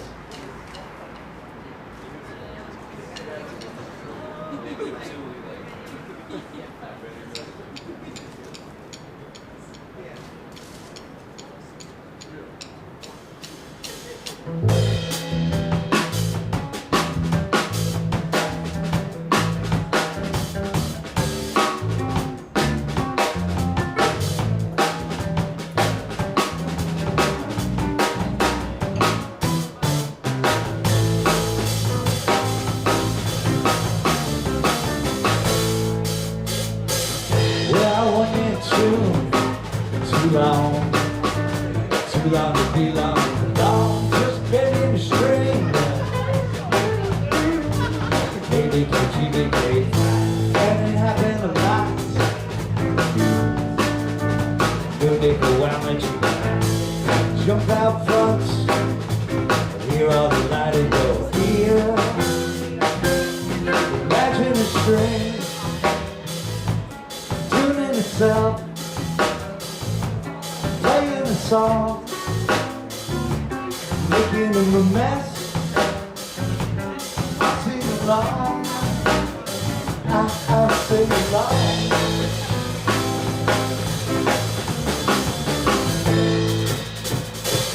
What more to expect? Stay in tune. More than a set. Turning the peg, do it again.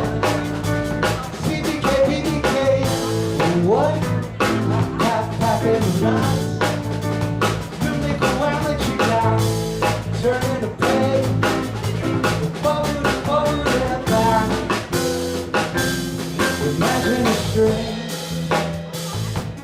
Tuning us up. Playing the song. Making a mess. I'll sing along. I'll sing along.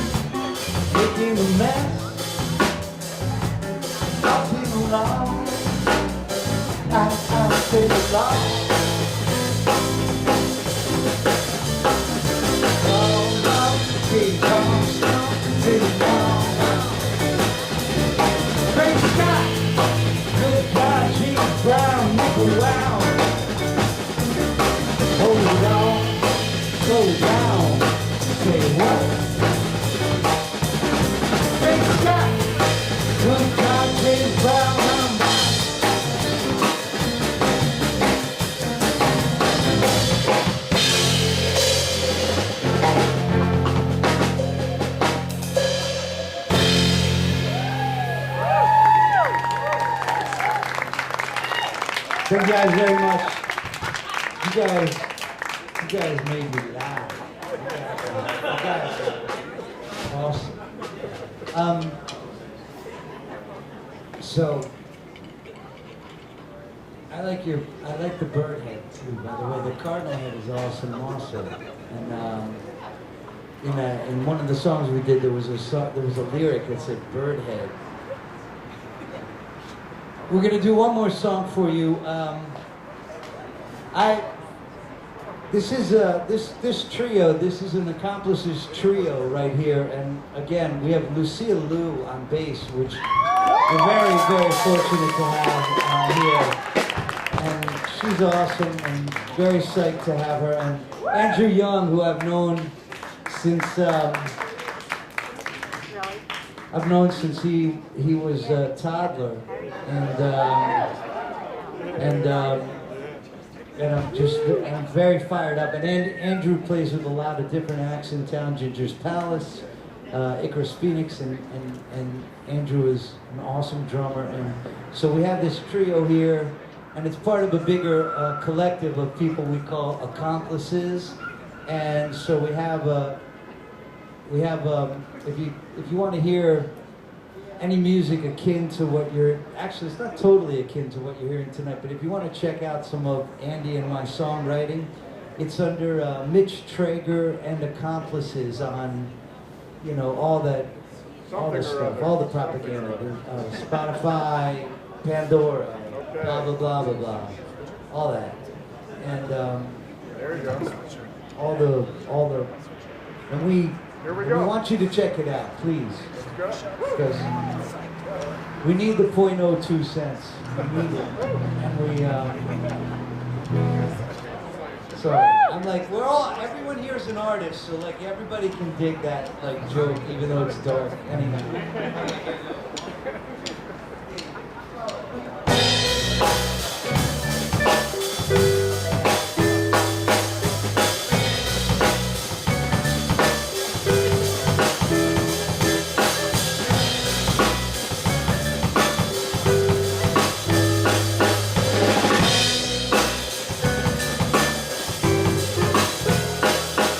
Lucky, last generation to drive themselves, cold motion, senses overdrive. Don't worry, somehow we will arrive.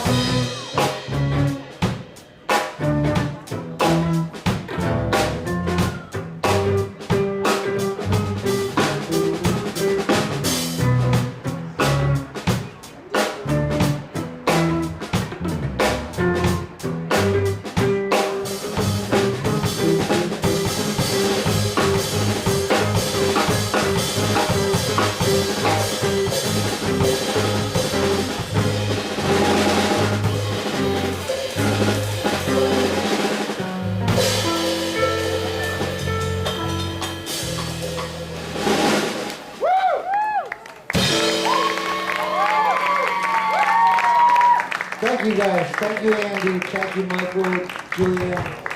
And thanks everybody for all around great night. Nobody said anything about slugs. Because there's all this sod here, nobody said anything about slugs. Like there is something that happens when you put, actually I'm sorry, that sounds sadist. Sorry about that, I'm sorry slugs.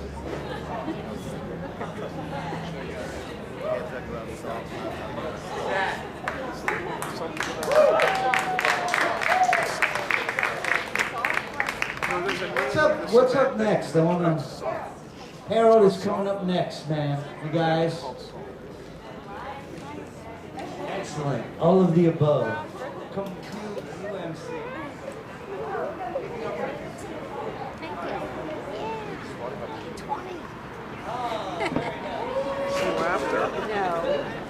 No. And she doesn't need to. We don't need And cake. it's a cake. We need ice cream, okay? I did bring you some. What's for Marlon? Does Marlon? Out. You probably know. I work at a framing. Yes. Yeah. Oh yeah, I was and I'm like, what? They're like, yes, they are. Oh, is it? They actually like,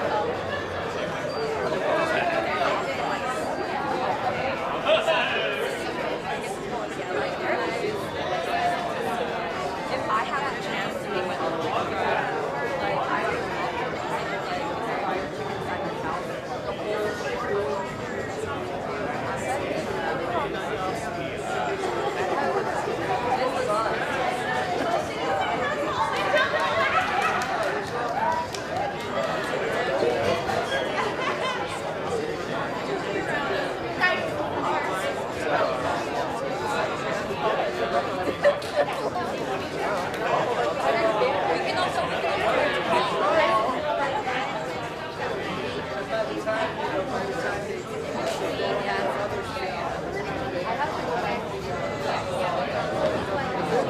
would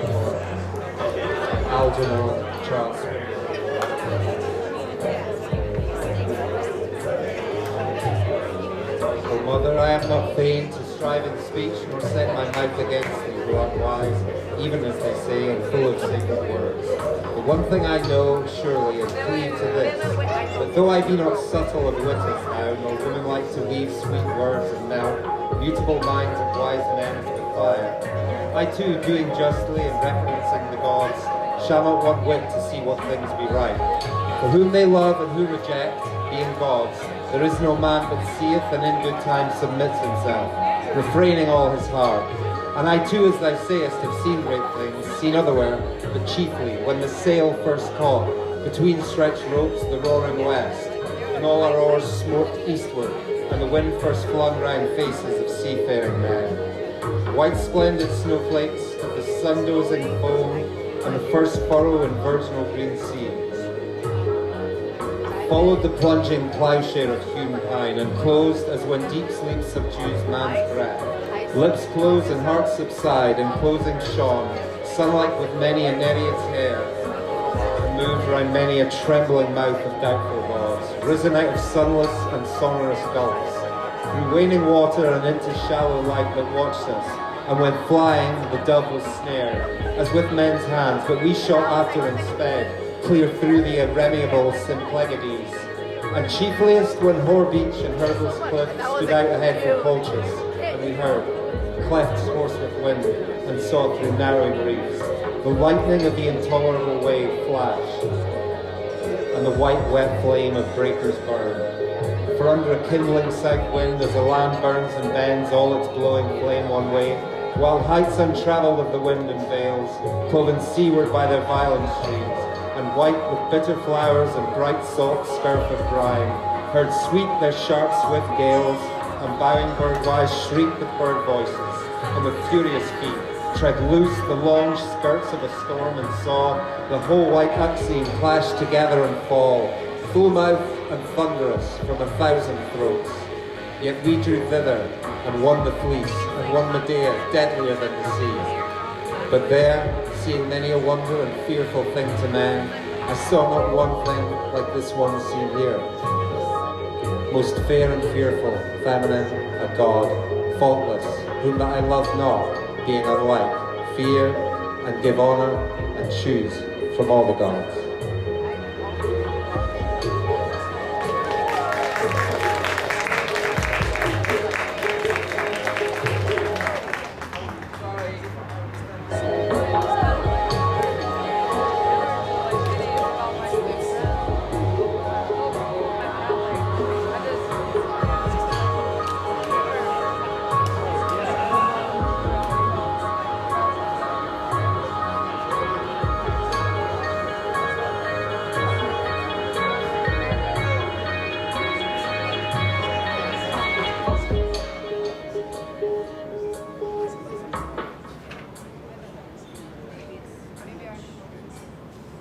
Good evening.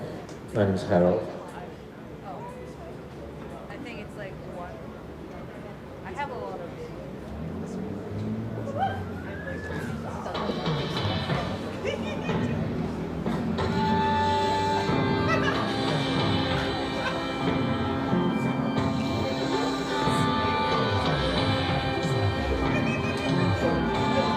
If you're all alone and the radio's bad, you wanna feel cheated, you love feeling sad, just prick up your ears and roll down into town. Tall trees tell a tale of the swearing of the whores of Galveston.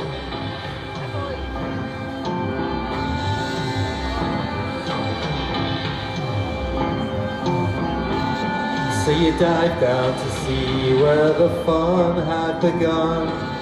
A bear-baiting, smoke-holding son of a gun seeks proto-ancillary Methodist scum who can scream for the hits of the reactivated whores of Galveston.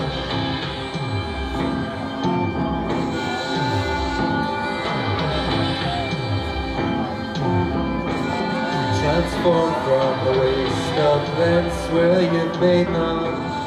You're lost in a blind, draw the bow yet to none. Set the discerning love of your favorite heart. The perfect little robes of a pirouetting whore of Galveston.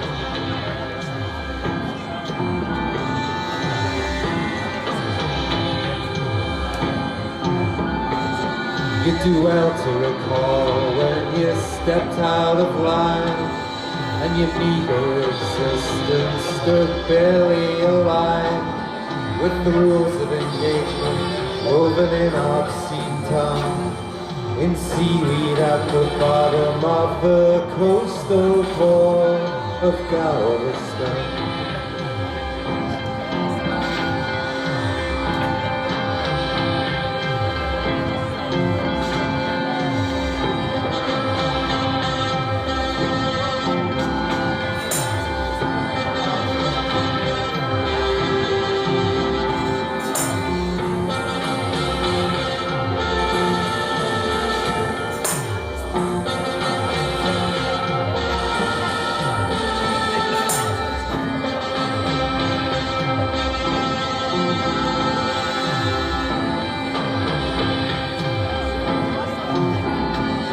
Big power performance falls flat at the gun, getting licked in the flames by a figure of fun. Fucked to death on a soft metallic camouflage. Sullied only by the talc spattered fingers of the hooers of Galveston.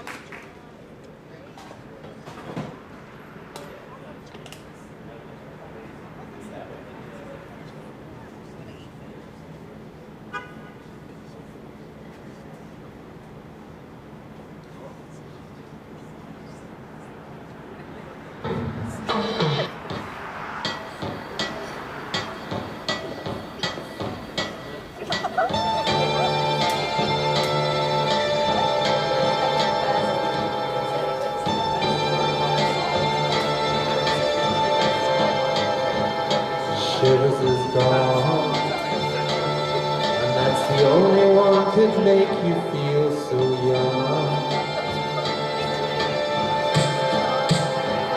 Shivers is gone, to be eulogized in story and in song.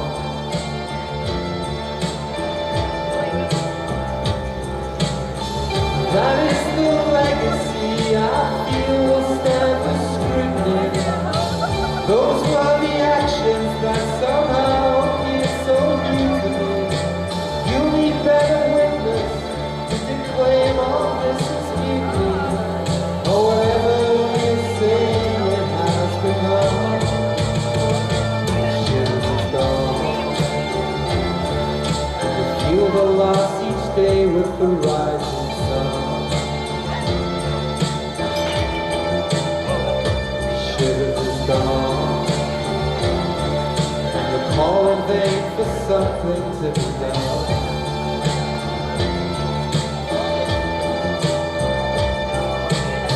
Ring all the bells, send the herald down to the square at 4:30. But you left your post concealing that the last campaign was won. And now the powers has been breached because you're so fucked up and young. Yet fighting for a corner you've become. But shivers is gone. Perilous journey that might last till dawn. Sometime farther along, these are the fools who thought they'd tag along. And the sheep who thought they might inspire song. You hear the groans of the drones who said they might be the one. Shivers is gone.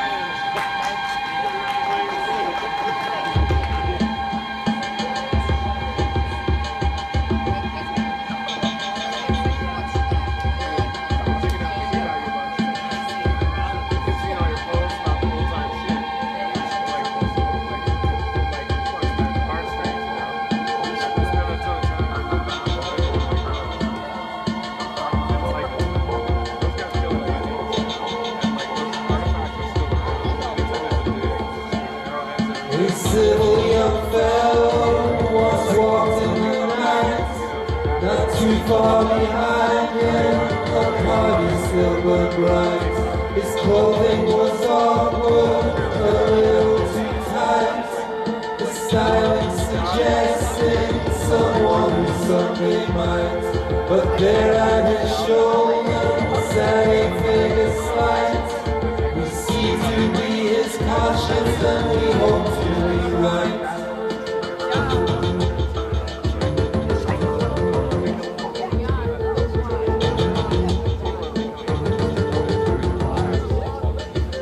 Persuaded by nature to take the long route, he smelled at near distance the petrichor fruit.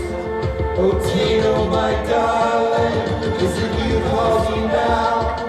He paused and took refuge beneath the beckoning bough.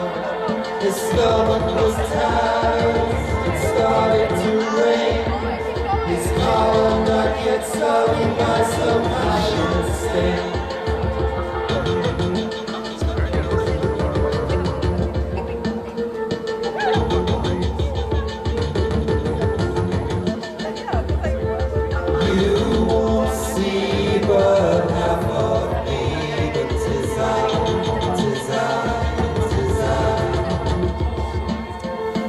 Oh, shouldn't be so fast and free to deride.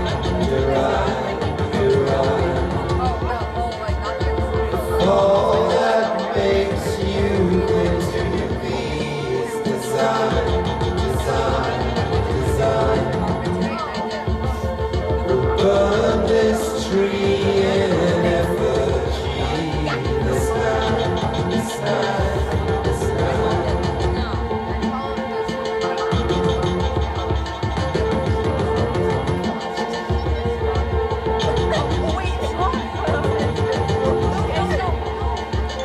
To vanquish your figures, drove late the same night. Not too far behind them, are flashing blue lights. Their gestures were awkward and made them seem sad. The movement suggesting someone who never had. But there at the shoulder, that same figure slight, a rambling conscience, all drunk in the night.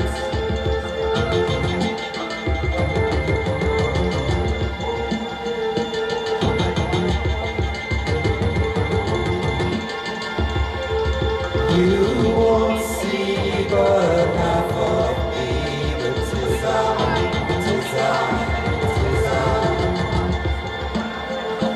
Oh, shouldn't be so fast and free to deride.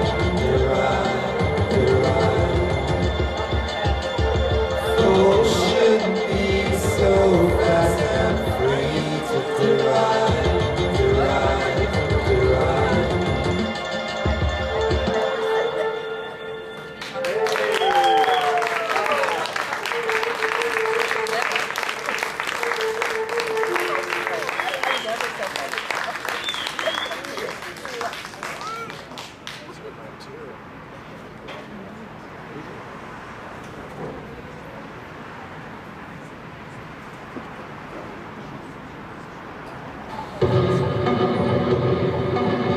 The shining wave looks great tonight. I packed the bag but it don't seem right. Going out on a limb, guessing all the skins you're in, guessing it every night. So form of mind like we told you to. Wait till your balance comes siphoning through. Dive into a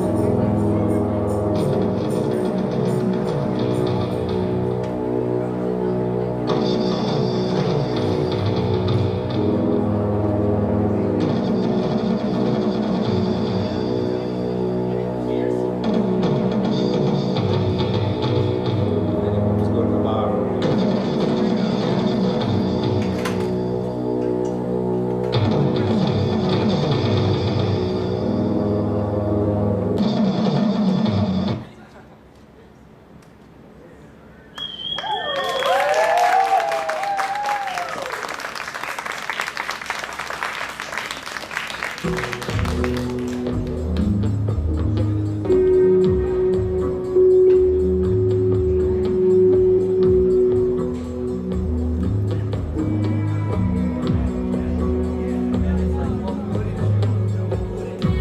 practiced on the reasons, broke now you won't get none. Where are your freedoms? Why have you waited so long?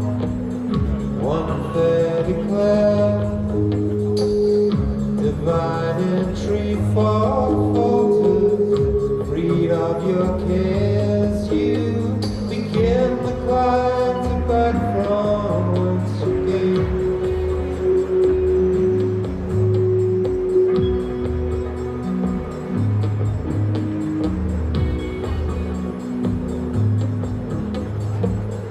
I'm in the mood for a self-effacing child of the sun. Raise both your hands up, slashing prices down one by one. One fair declare, divine entry falls faulted, freed of your cares, you ascend again the plane that bears no name.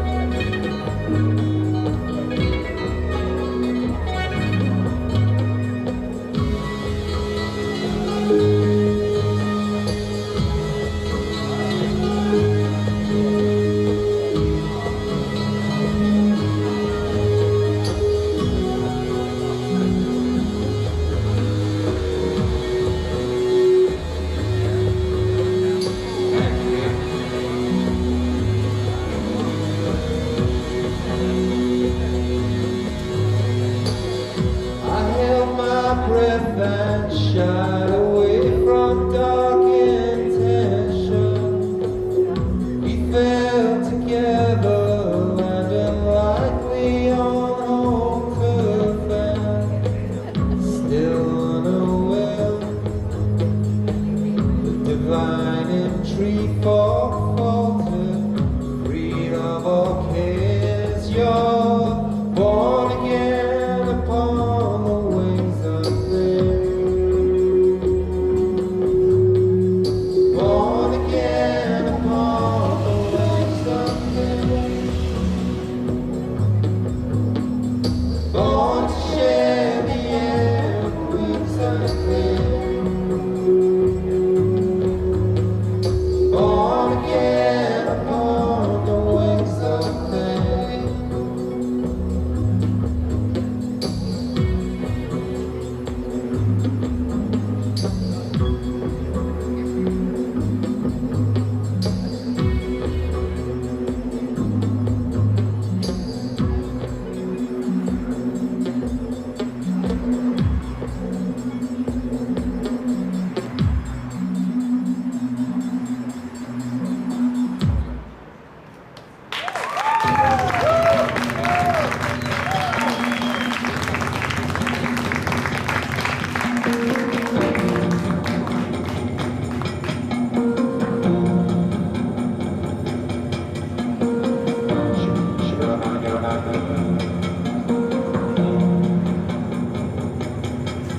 Such a slippery line, with little eyes down and right, and he's flicking his way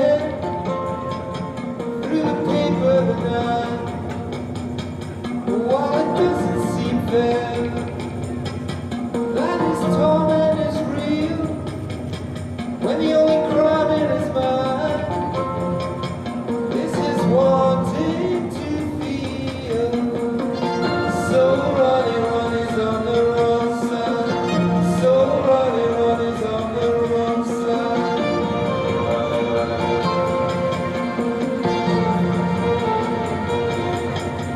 Well, we never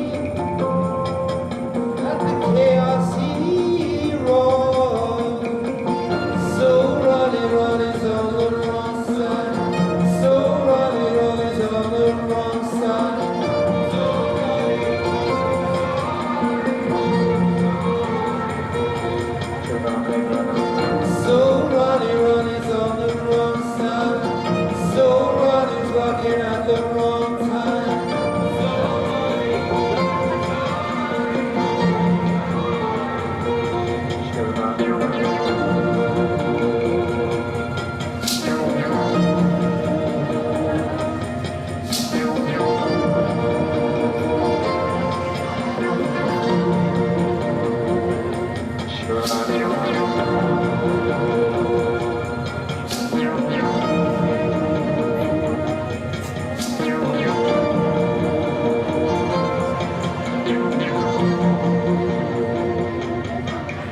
is no play where we meet,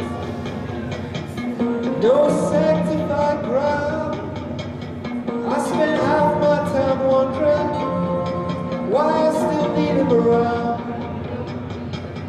I've tried prying it apart, seeking the cure in the sport, but that just makes him closer, defined even more.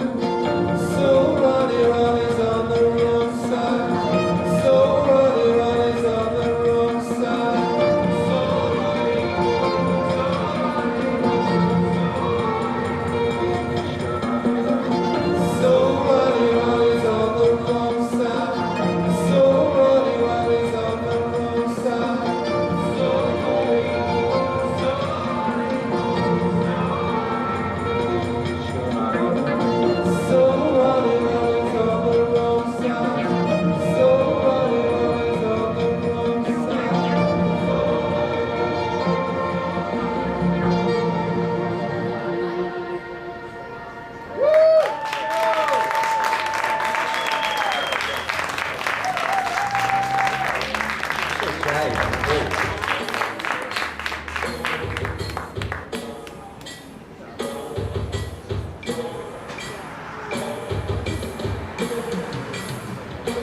Days I heard in jest last night, it was causing a door.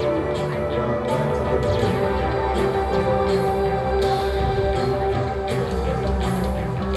The words I heard I'll not repeat, but the impact of what was said could not be clear.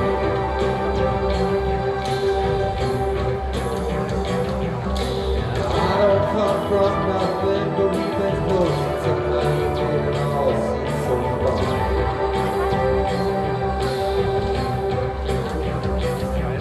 Don't get bothered by the charms of the bourgeois European, the righteous feelings of someone else.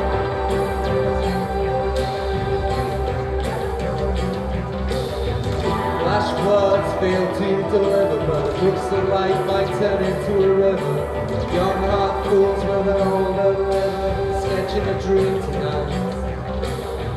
Flash floods fail to deliver, but the brooks of light might turn into a river. Young heart fools with an older liver, sketching a dream tonight.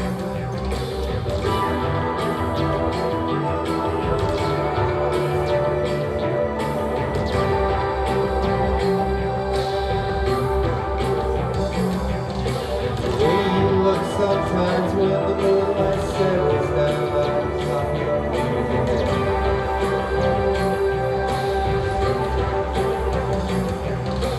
Makes me think it's time I made my mark and make me feel like a millionaire.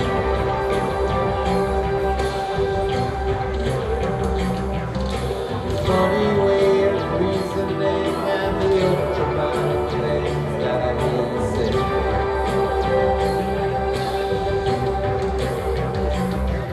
Make me wanna get my captain's license and get a speedboat right up to Central Coast.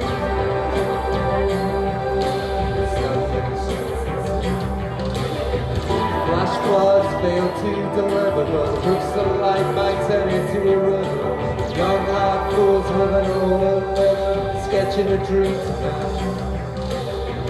Flash floods fail to deliver, but the brooks of light turns into a river. Young heart fools with an older liver, sketching a dream tonight. Oh.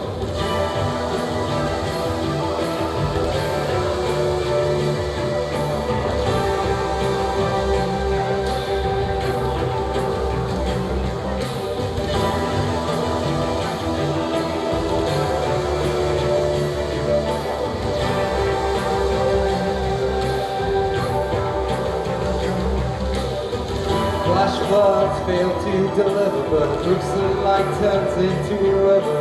Young heart fools with an older liver, sketching a dream tonight. Flash floods fail to deliver, but a burst of light turns into a river. Young heart fools with an old umbrella, sketching a dream tonight.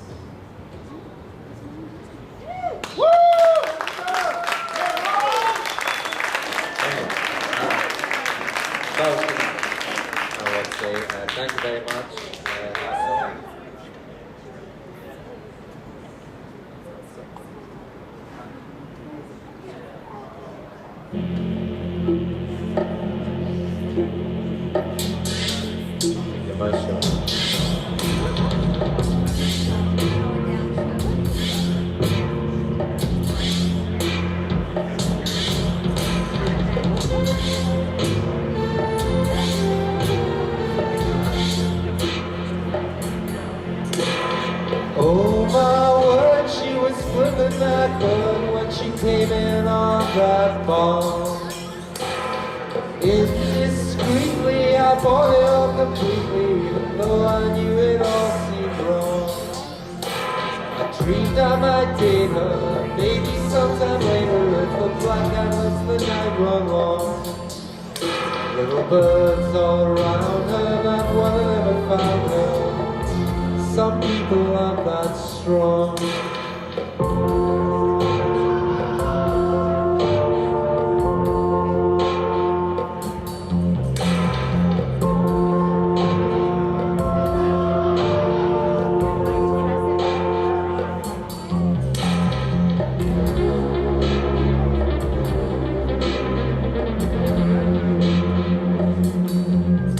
No appropriate word for the words absurd I presented on that ball. I cried, whip me, beat me, lay me out completely, let me know what I'm doing wrong.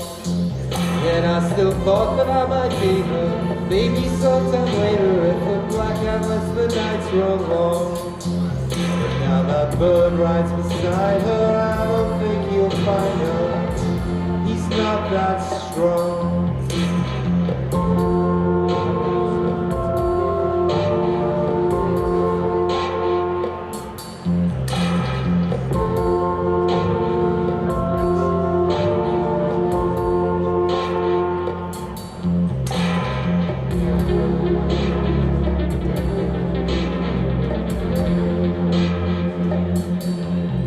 There'll be fear in the world should they receive word she's intended to drop that bomb. She'll calmly, sweetly lay it out completely, showing who it was did her wrong. And I suppose I'll never take her unless in lifetime later can a blackout make a night that long.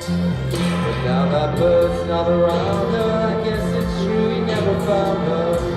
Some people aren't that strong.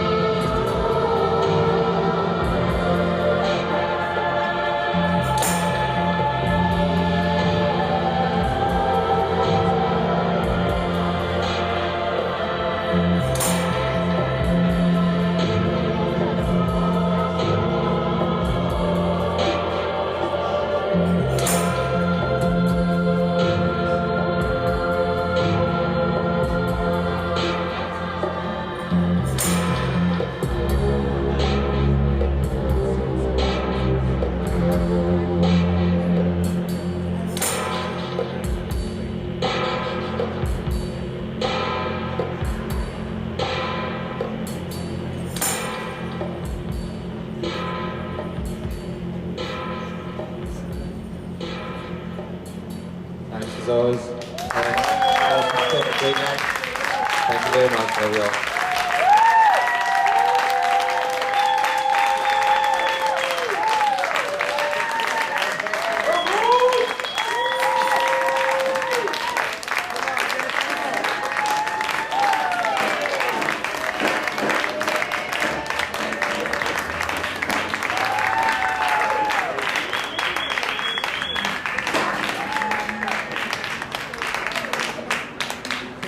Well, that was Herald.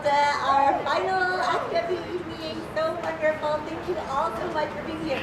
And also, the readers, the musicians, everyone was so thankful. And I am so thankful to Karen, Michael, Julianne. Thank you, and thank you, Andy, for organizing this amazing night. Thanks to Lar, who, if you saw me wearing a silver cardinal head earlier, she's the creator of that, and this amazing structure, which just happened to be built with salt. That is a coincidence, truly. It is a very wild coincidence. So yeah.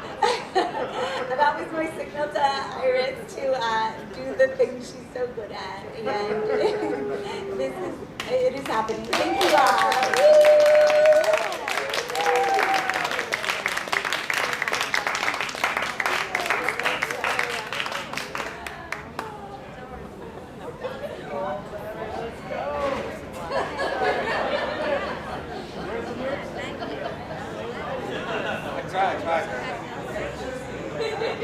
There's got to be a balance.